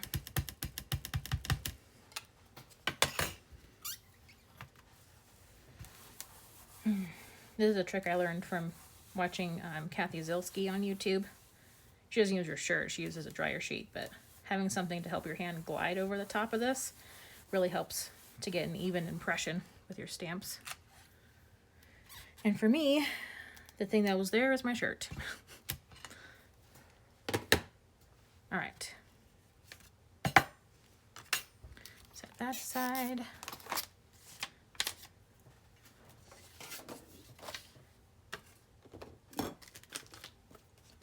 Get our embossing powder. I forgot to say, this is a silver super fine embossing powder by Ranger.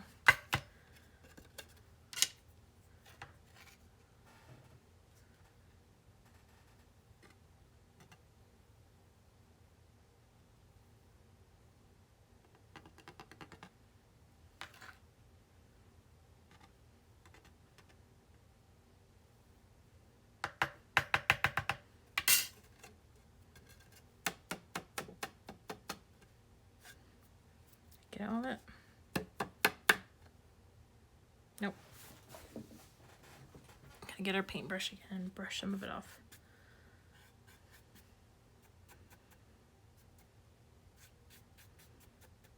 Okay. All right. I'm going to heat up my gun again, so it's going to be a little loud. Apologize.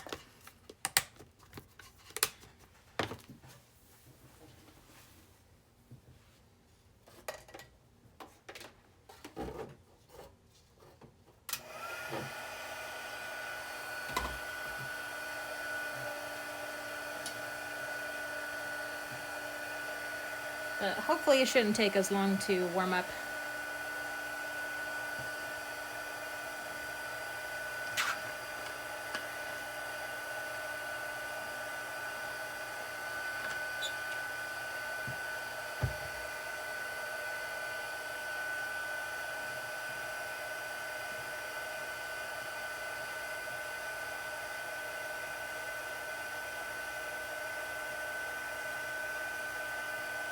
Okay, I think it's warm enough.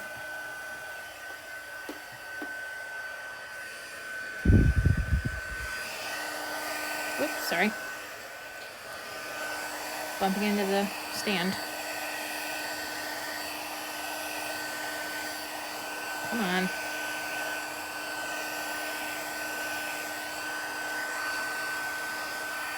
Oh, see, paper's already warping a little bit. There we go.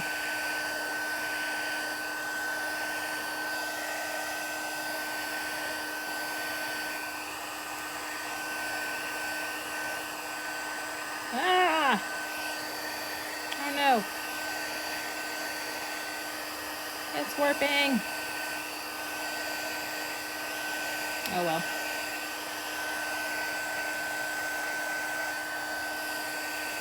Maybe if we can get it this over here. Okay. There, that's good.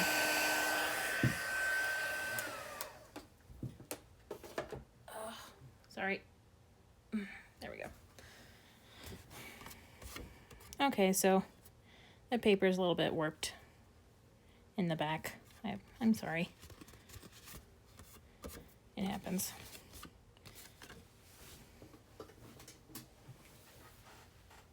I probably should have let it heat up a little bit more.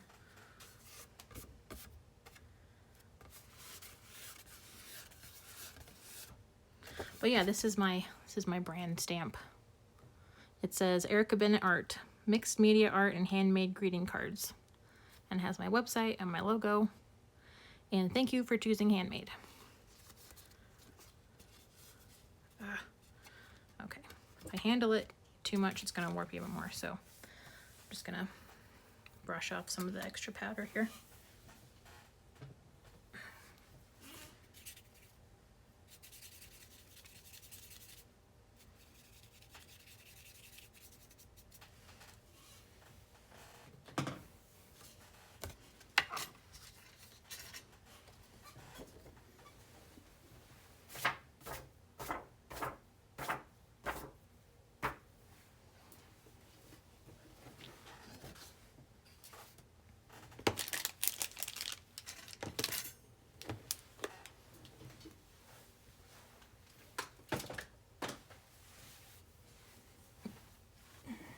Excuse me, another hiccup.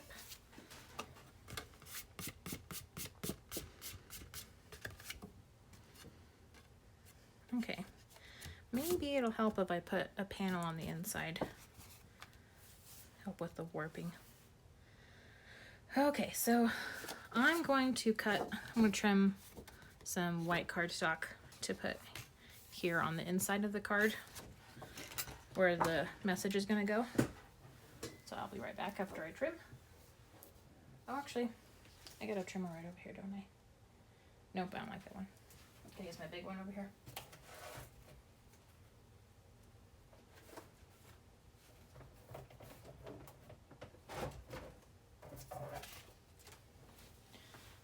Okay, what size do we need?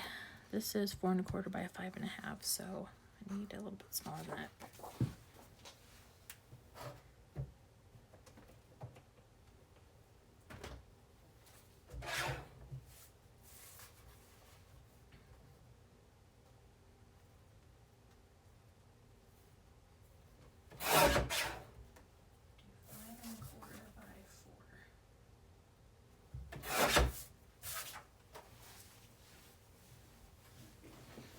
All right, I did 5 1/4 by 4 inches, so that we have,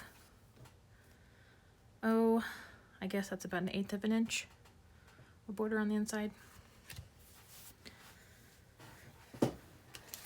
Oh, yeah. And then we can use some of these extra scraps here to make cool, like, little accent pieces on the inside.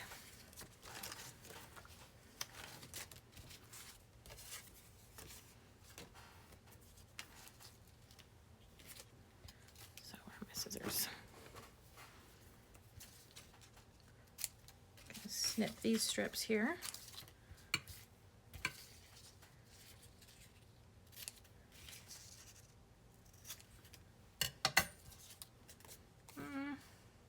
Use this big one, I don't know. Okay. We can do that. Yeah, this is what I usually do for inside panels. I just do some diagonal strips in the corner.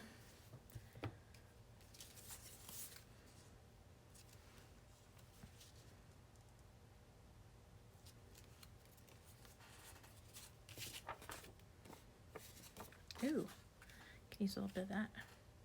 Yeah. Now where's my little trimmer?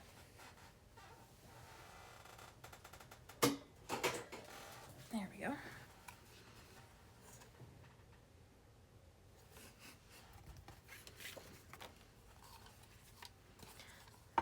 Thank you, Lisa.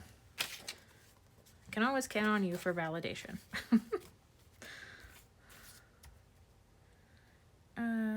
Let's see. Just a little strip. Oh my goodness. There's a little, nope, it'll be fine. It'll be fine. And we'll do a bigger chunk.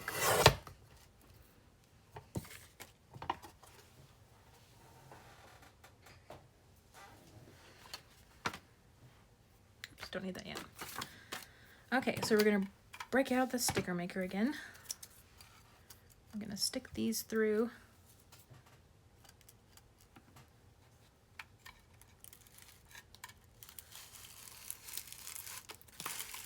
Yeah.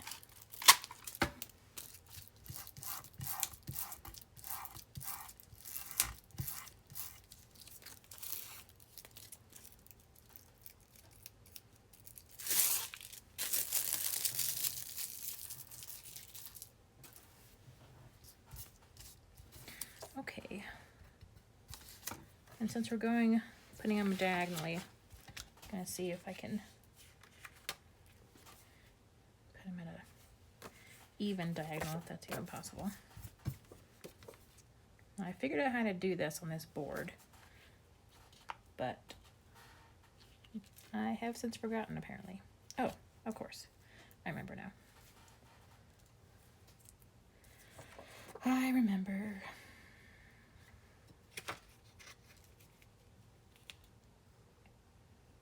tape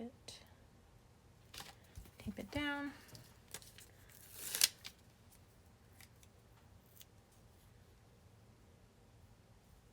Nope. I need it to be, let's do it this way. There we go. Okay, so now what I'm gonna do, I'm gonna take my little strip, I'm gonna line up the 5-inch mark along here with the inch mark up here on my grit board. I don't know if you can see that very well. So, whoops. So this mark here and this mark here. Gonna line this up between those two marks.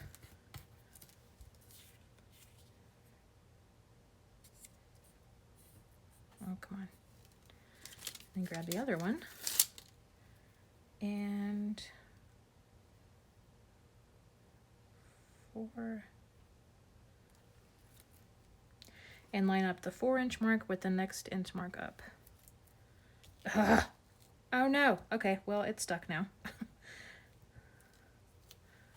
If I tried to take it off, it would just rip the paper. So, a little bit uneven. Oh well. That way, they're pretty straight.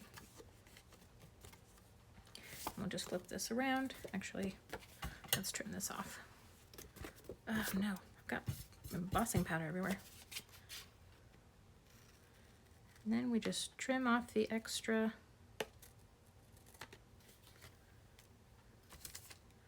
And save those for later.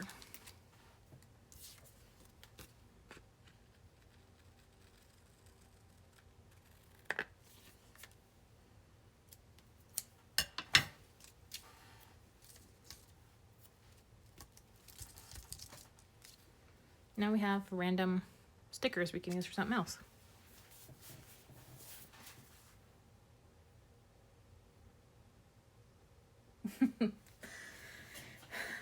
Yeah, I figure it would take a while before I get more people watching my stuff. But that's okay. I got my 2 biggest fans watching me.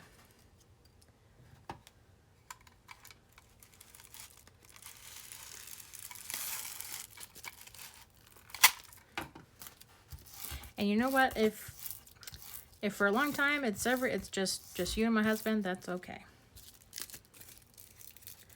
Because I'm not really doing this to get famous or make a lot of money. I mean, that would be nice to make some money from doing this, but I'm really just here to make friends.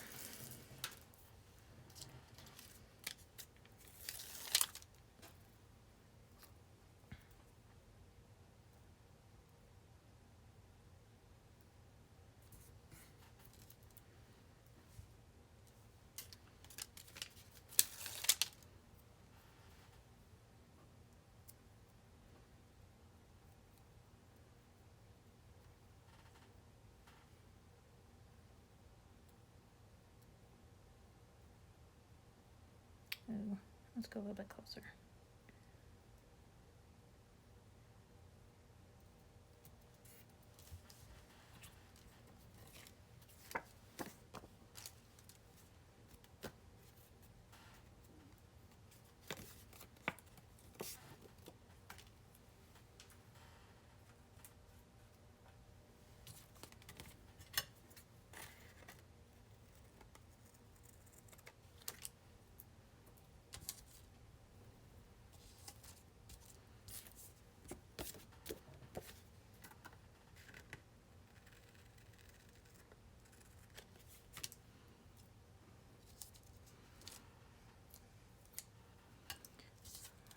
I'm looking at my stream manager right now, and so far my stream has 45 views, which is actually pretty impressive considering there's like over 1,000 people streaming in arts and crafts right now. So I'm just happy that people actually saw my stream, even though they didn't stay. That's okay. Okay, so now we got this cool inside panel that we can stick in here. And in order to do that, we're going to use some Tombow Extreme adhesive so that it stays. Just gonna, come on, work with me. There we go. Just roll this thing along the sheet and it deposits adhesive on the paper. I don't know if you can see that, the shiny part. Oh, I saw it shine. There we go. The shiny part along the top.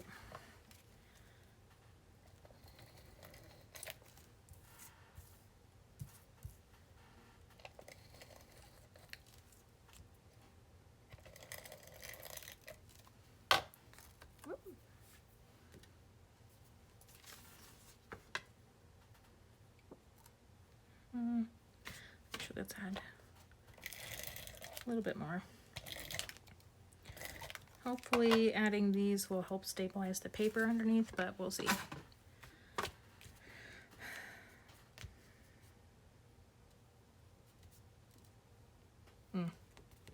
Gotta be smart.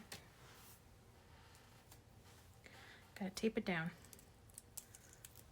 so it'll stay put.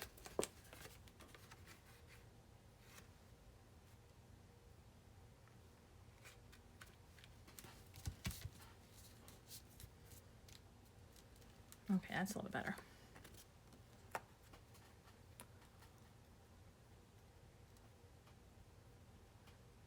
And this may not be perfect, but as I've been saying this entire stream, that is okay. Part of the charm of handmade cards are the imperfections.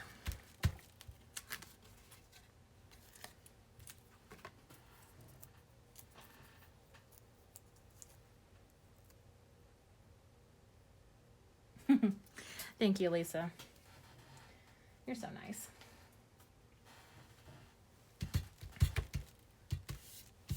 All right, now we've got the inside and the back. We still got some powder here. Ugh. Now we can start assembling the front. After we clean up a little bit.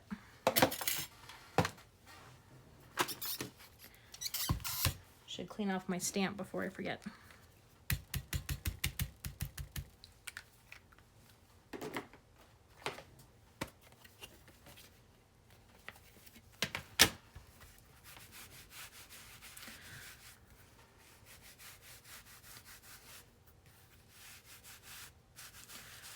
But I was also thinking, Lisa, that I could turn some of my streams into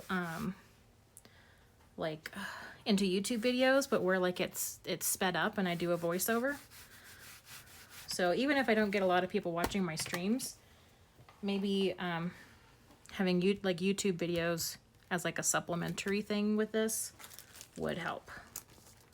So I can get YouTube views and Twitch views and all that stuff. It's all about the diversification. Powder. Gotta get rid of some of this powder. Don't I have a brush somewhere? Maybe a duster? Aha!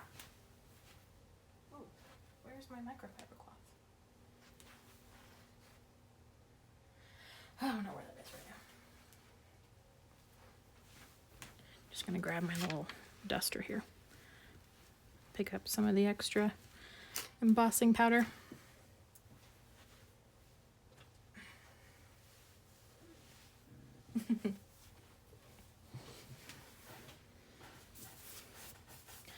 Well, I think I've got my YouTube channel linked. Like there's a link on here on my Twitch channel. It's just Gnome of Invention, same name. So if you want to be my first YouTube follower, go for it. I don't have any videos up there yet because I'm working on I'm editing my first speed build video, so that should be up pretty soon if I get around to putting it up, or get around to finishing the editing for that.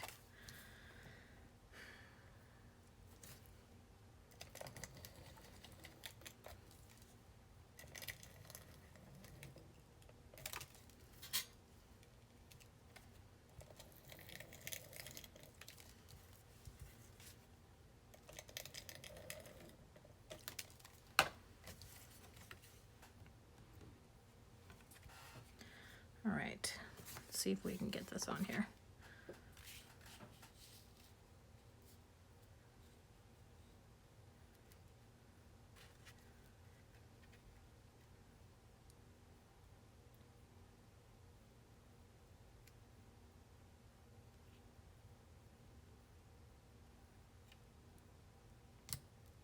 Okay, cool.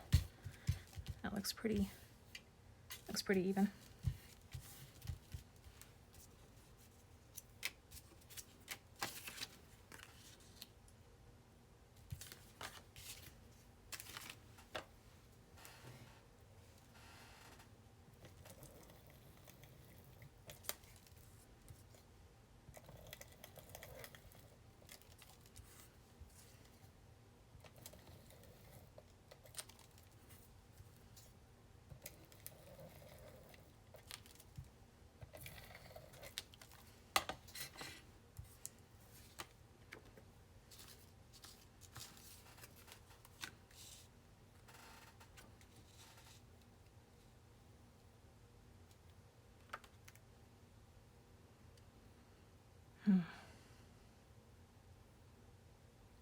Here comes the hard part.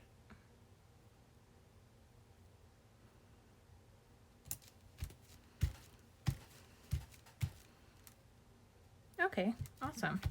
Looks like I got it mostly even.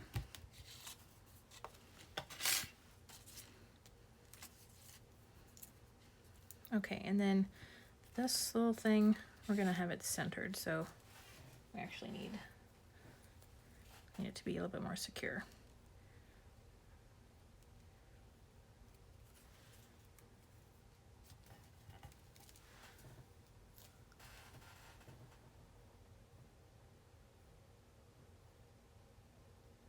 Yay, my first YouTube subscriber.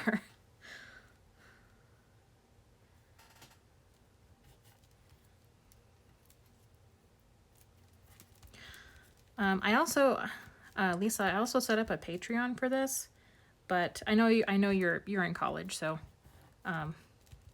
if you want to sign up for that, then I won't stop you, but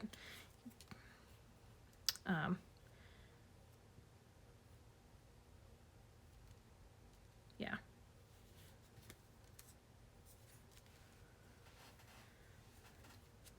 But I figured I'd mention it just in case. But I'm not expecting anything. It is perfectly fine if you can't afford to support me on Patreon.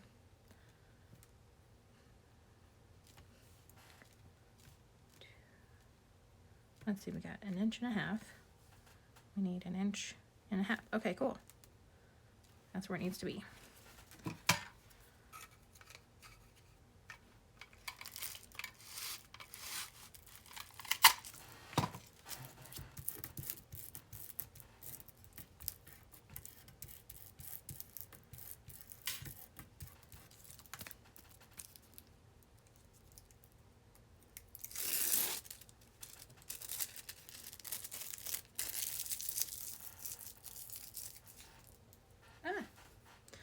Dropping stuff on the floor. Can't take me anywhere. All right. So we need the 5.5 mark. And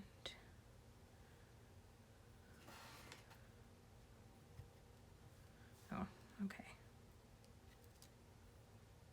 A little bit over 5.5. Kind of eyeballing it here. Boom. Oh no. A little bit crooked. Oh well. Oh, well. Okay. Now for the flower.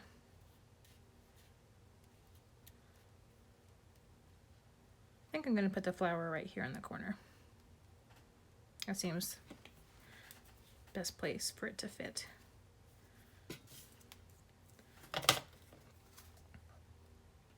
Can I get... no.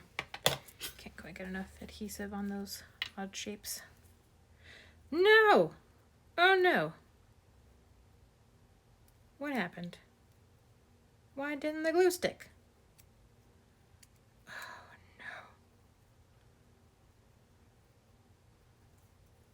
no. Okay. It's alright. It's alright. Everything will be okay.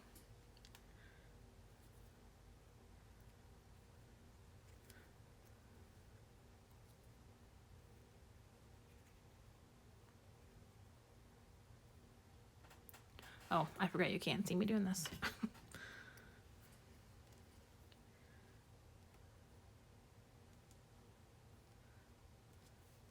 We're just gonna have to re-glue it.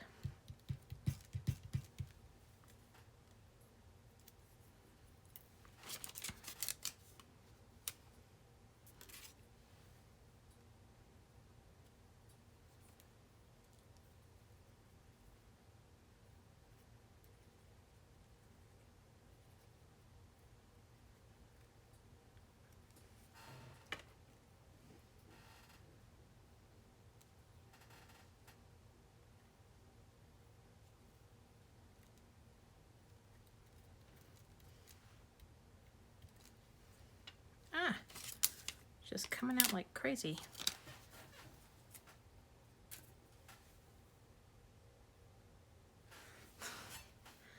Oh, okay. Okay, Lisa. I mean, if you... I would really appreciate it, but if you can't, it's okay.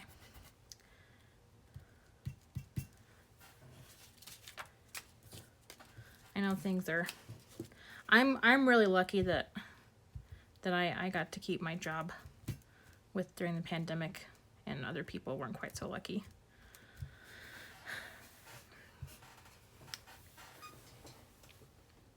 Okay, I'm gonna let that sit with the acrylic block on top of it. Where'd my candle go? There it is. Let me set that there for a minute. Okay, so while that is curing, I'm gonna pick out some gems.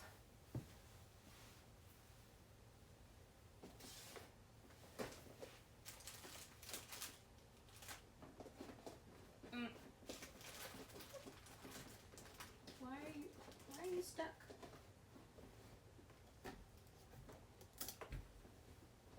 Stuck on something.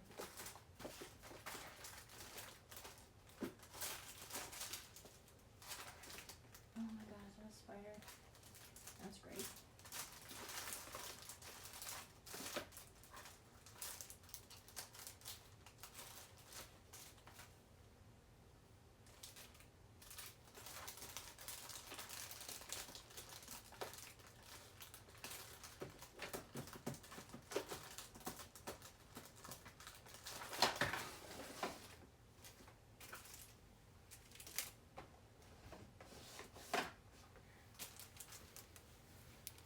Okay, so I've got some little sticky gems. These are kind of like iridescent, and these are pearls.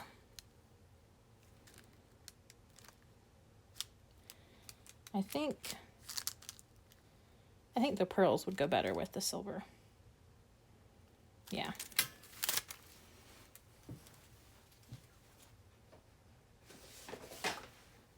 Ow. Stepped on something sharp on the carpet. I just stepped on this tiny little piece of wood in my sock. That's nice.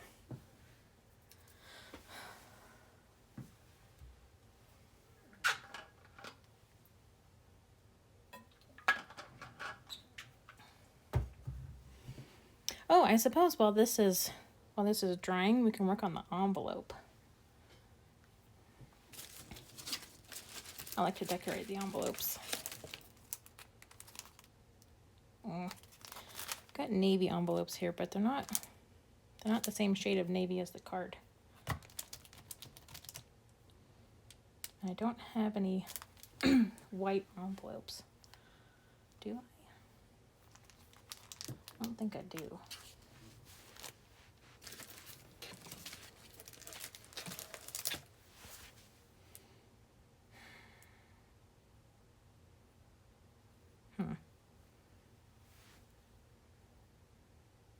Do I know the song Pearl from Katy Perry? No, that doesn't ring a bell.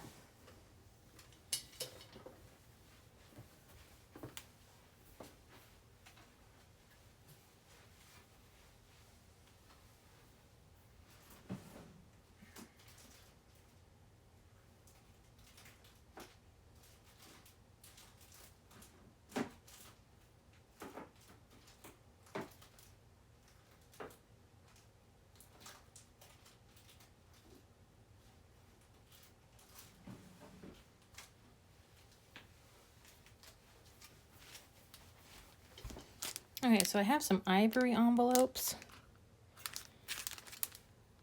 which actually I think would work. Okay. Ivory is a little bit darker than regular white, like a little bit more on the yellow side, but you don't actually have a whole lot of white in the card, so I don't think it'll be a big deal.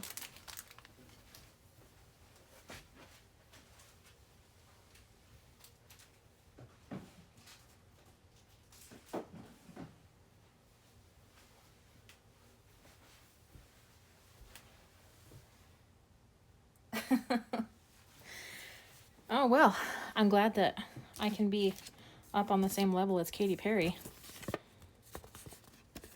Yeah, okay. I'm just going to move this off to the side a little bit and add the stuff back on top of it.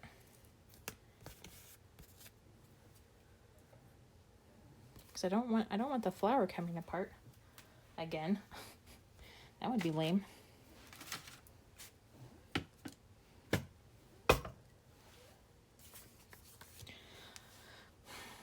Okay, so what I like to do for the coordinating envelope is to either put some of the background paper on there as like stickers, or grab like the same stencil that I used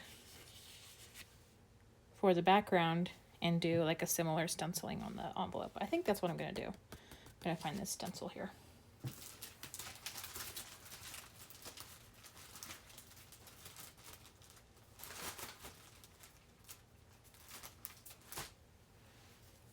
It's very messy. It's covered in paint. Don't mind that.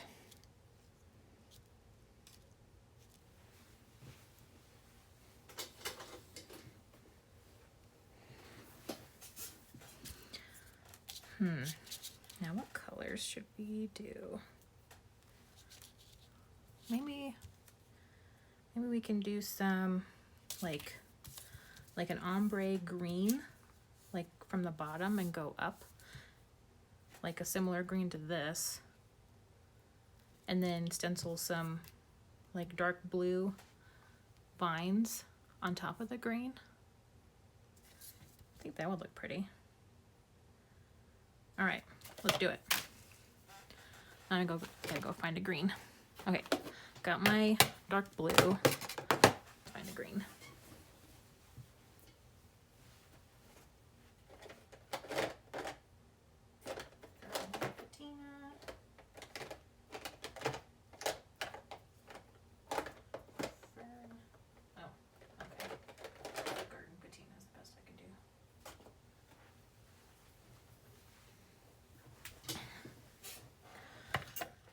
Okay, so I've got some cobalt I used earlier. Whoops. And I've got some garden patina color It's not quite as green as in here, but I'll do some tests on a scrap sheet of paper. Maybe. Here we go. I've got so many scraps. And see what it looks like. Scrap, and then I need a scrap under the scrap.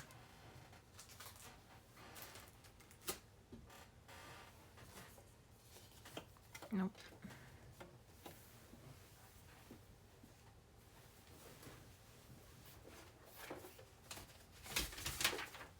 Here we go.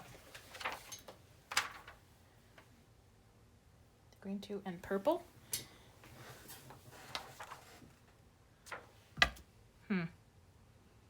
There's no purple in the card, so I don't think that would fit.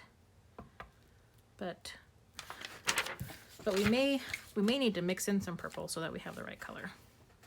We'll try it out.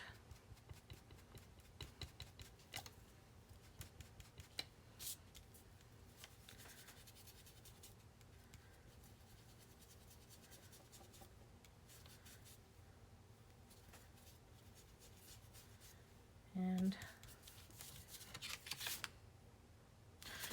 actually, for the envelope, I don't need to use my archival ink. That's a little bit harder to blend. I can actually use some distress ink. Go grab some. Yeah.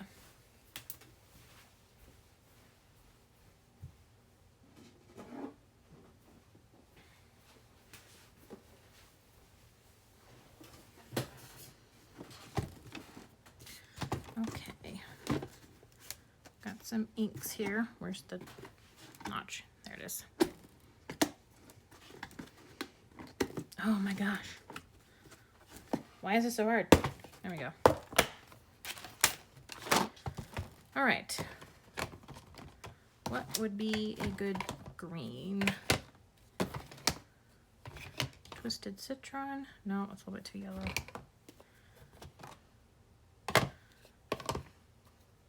Do I even have the right green? I don't know. We're gonna find out.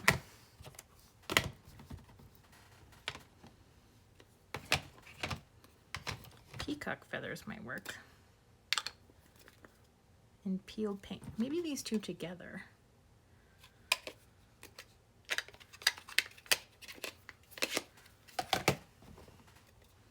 Ooh, cracked pistachio. That's a great green.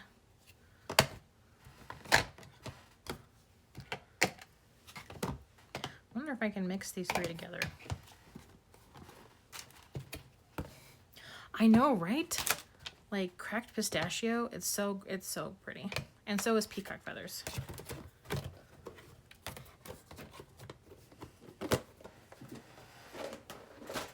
All right. Let's grab a little brush to do some blending.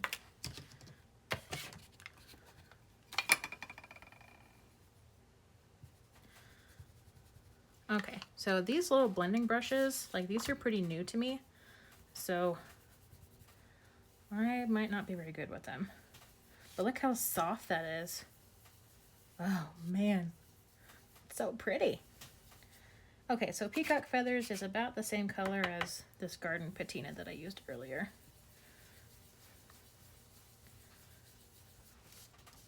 And I'm getting more on my scratch piece of paper here.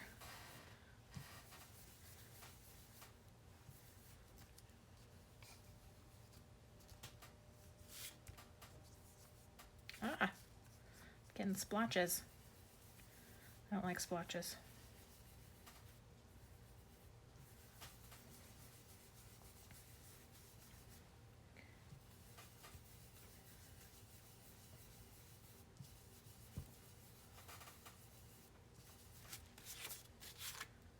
Okay, cool. All right, let's rip some of that off.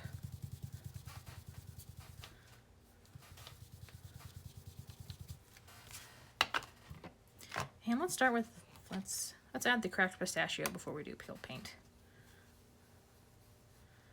I have a feeling peeled paint might not work for what we want.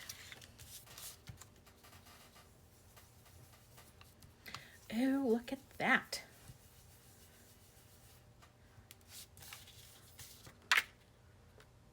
That kind of goes.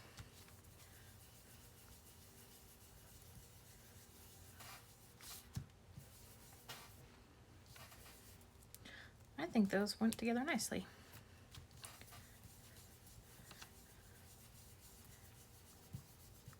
So we may have to add some dark blue here at the bottom, so it's more of a ombre or a gradient.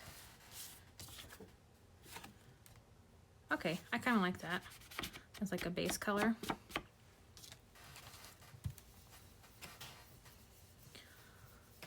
So for those of you just joining us, I'm working on a holiday card for that I'm gonna be sending to one of the other viewers here, and the card is sitting over here waiting for some glue to dry. And so in the meantime, I'm working on the envelope. We're gonna do some ink blending along the bottom and up towards the middle. Or I suppose we could do it from the corner, since that's what I was doing.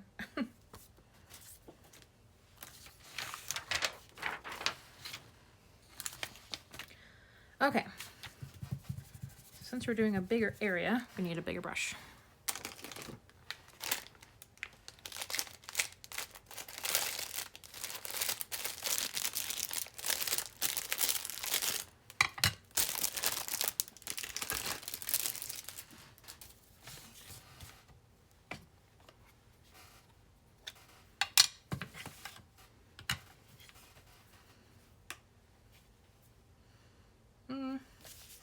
And since this is distress ink and it's not,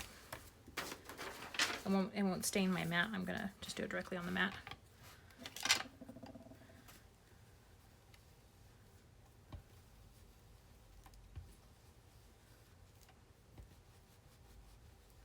Come on, let's load it up.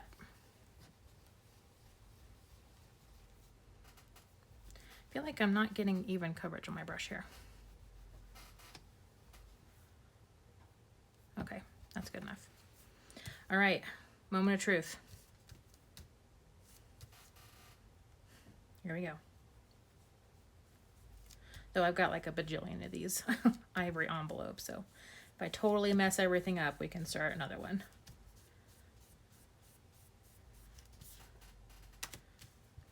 Ooh, look at that. Oh, that is so pretty. Though I am gonna have to. Okay. Sorry, I can finish a full sentence, I promise.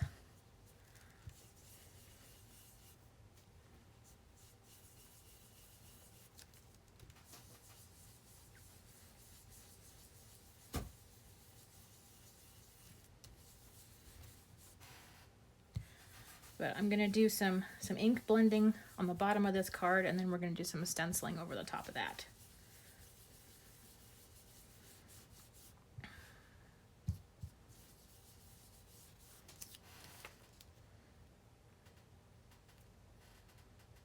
Should I go up a little bit farther? Yeah, I'm gonna need to put paper under this. Okay. Let me wipe off some of this ink over here before we go to our next color.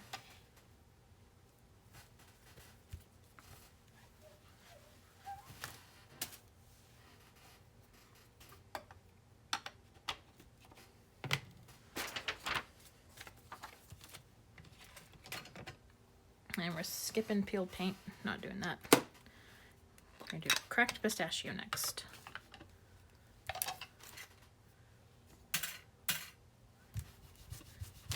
Get off some of this excess here.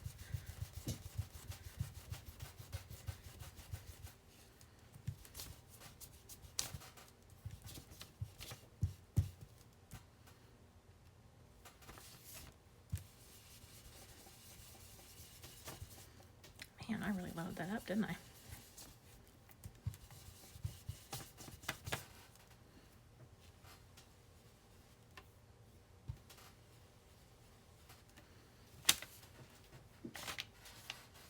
here we go.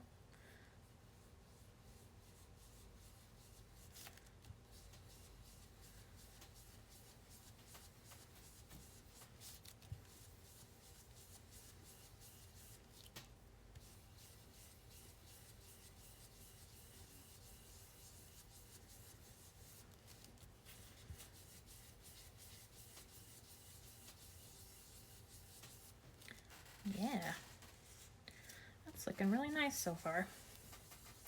Let's see if we can pull this up a little bit farther up the envelope.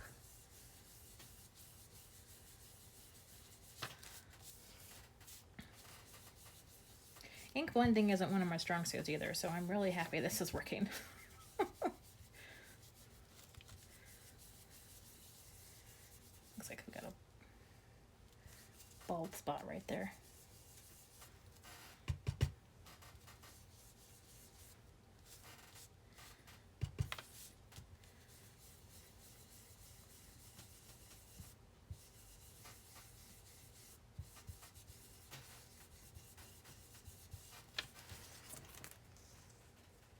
Okay. Let's get some of this excess off.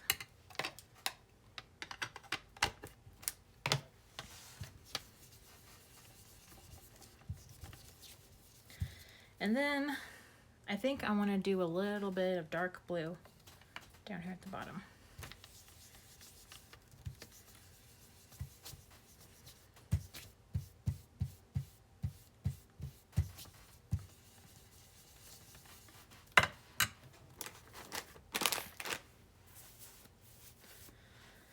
Whew, it's getting warm in this room.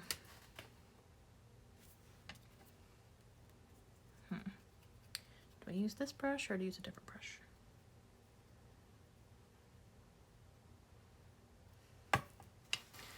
Maybe I'll use this and I'll just do it along the edge.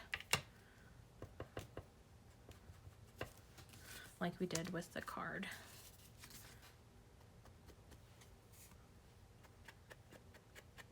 We don't need a whole lot.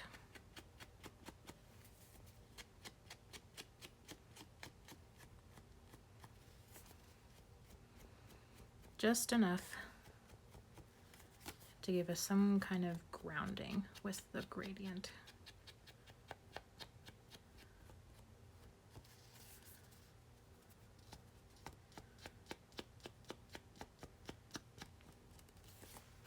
Okay, I think that's good.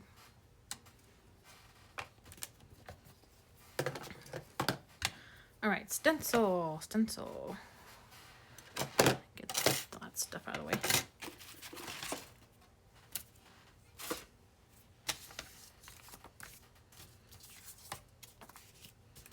Okay, so this is the stencil that we're using. Sorry, it's very dirty, covered in paint, because I use this stencil for gel printing a lot.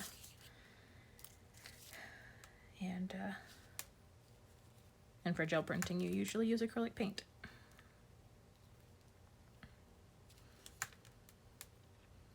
I kind of want vines that are coming up from the bottom as opposed to just floating in the middle here. So like this section right here. That'll be pretty.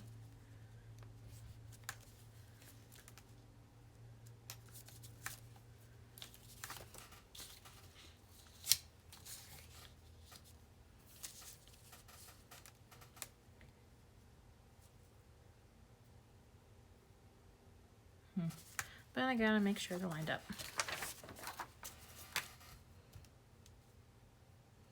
So we'll get our grid here.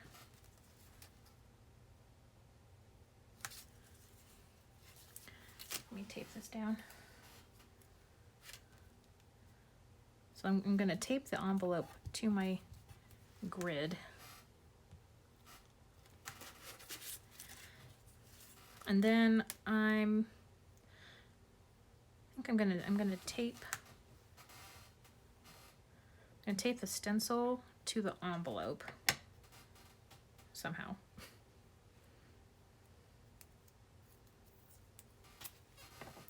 Get it lined up where I want it.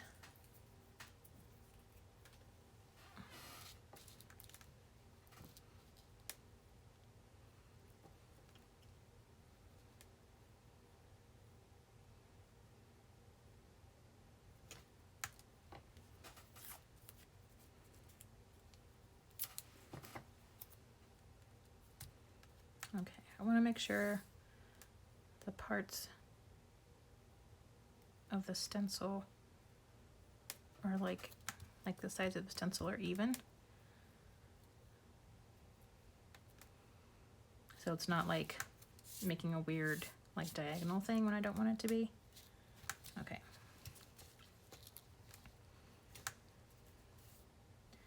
So let's line that up with this curve here.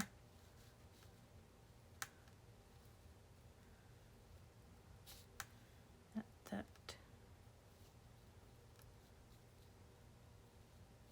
maybe at this 1/2 inch mark here. And the curve can also be at the 1/2 inch. Yeah.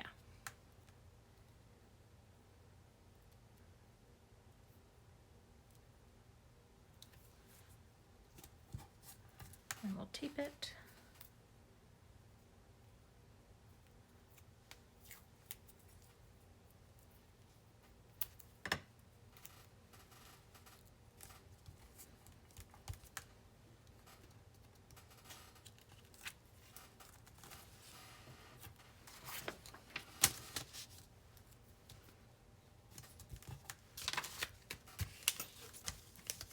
All right, now we're in business.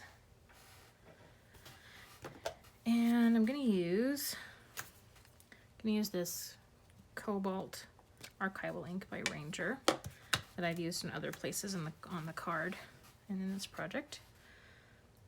Now this, or should I use the brush? Ooh, the brush will be softer, but this ink will also stain the brush really bad. I'm gonna just go for it with the brush.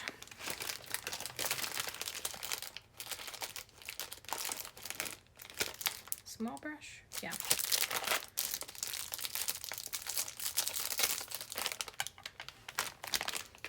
Sorry about the loud plastic.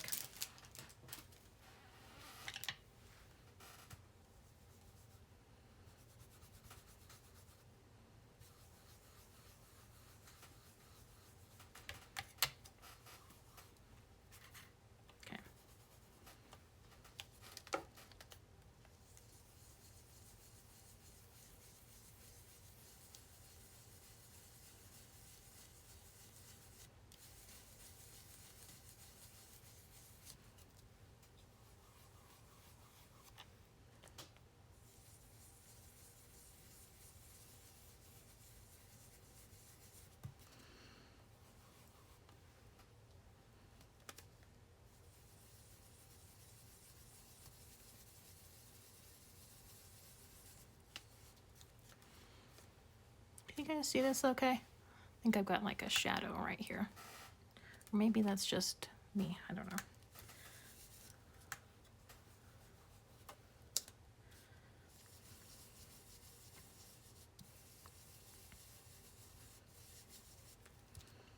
I think the leaves are gonna, the vines are gonna have a kind of ombre thing going on too.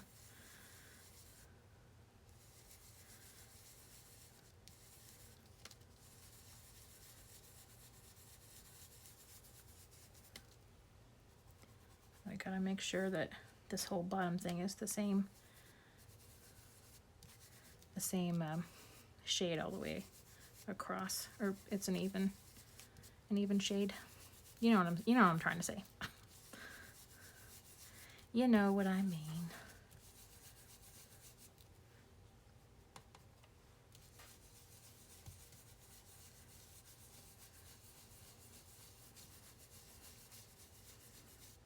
Okay, let's take a peek. Ooh, that looks kind of cool.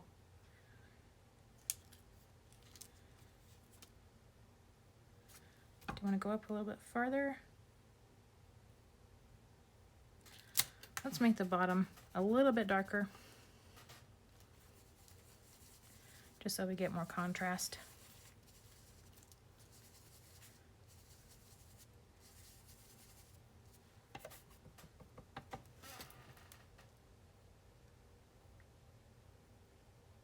Oh, you don't see the shadow, Lisa? Okay, that's good.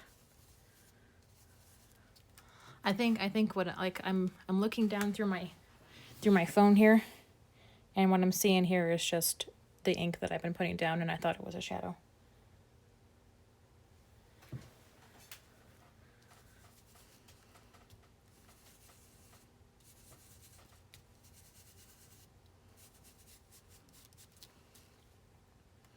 Woohoo! Yes. This part looks a little patchy. We don't want no patchy.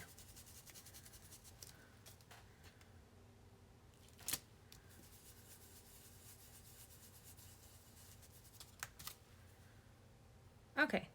I think I'm calling that good.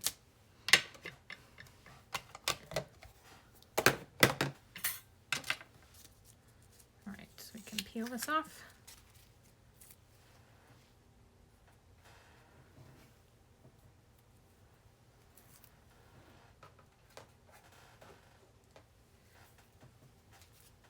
I'm gonna put my stencil away over here.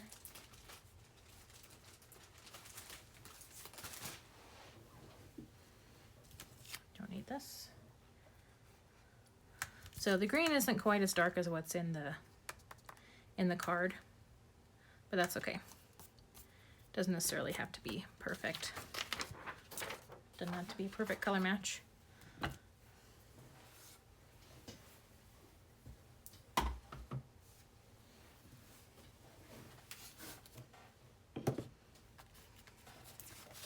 Okay, so here is the card as it currently is. I'm gonna add a little pearl right there. All right. Uh-oh, I dropped something. What did I drop? What was that? One moment, I have to investigate. Oh, okay, that's random. I found this little, like, random gem. That's a little bit too big for the card we're using today.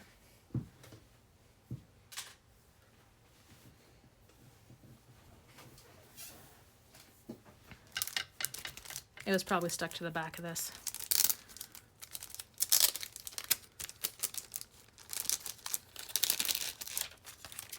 Okay, so yeah, we'll do a little one. I don't really trust the adhesive on the back of these self-adhesive pearls, so we're just gonna add some more glue. Just a little dot. Oh, that might have been too big of a dot. I need to pick it up with something.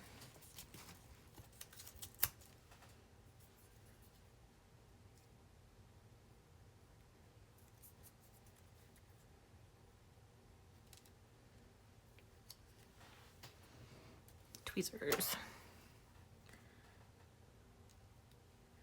Ah! Oh my goodness. There we go. Get in place. Gonna press it down for a few seconds.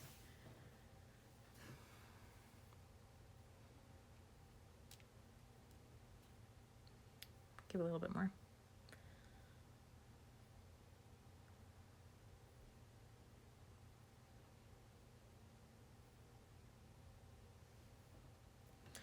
Okay, so I'm not going to stamp anything on the inside. I'll just write my message.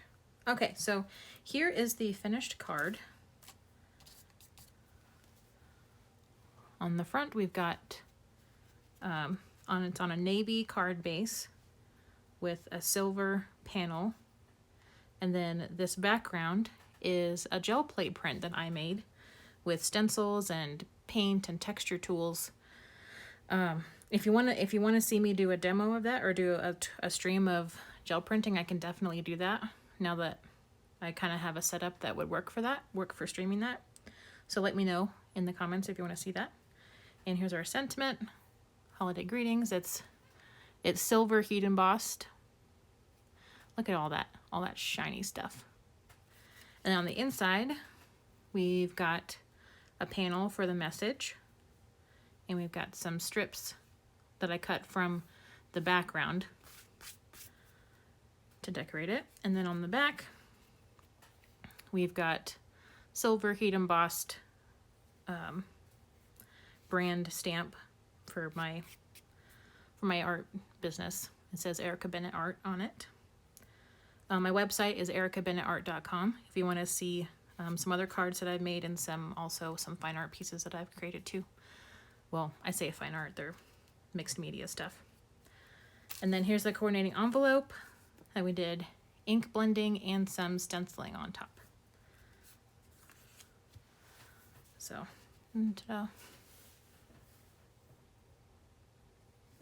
oh, you want to see a gel printing? Okay, well, I will add that to my list of ideas for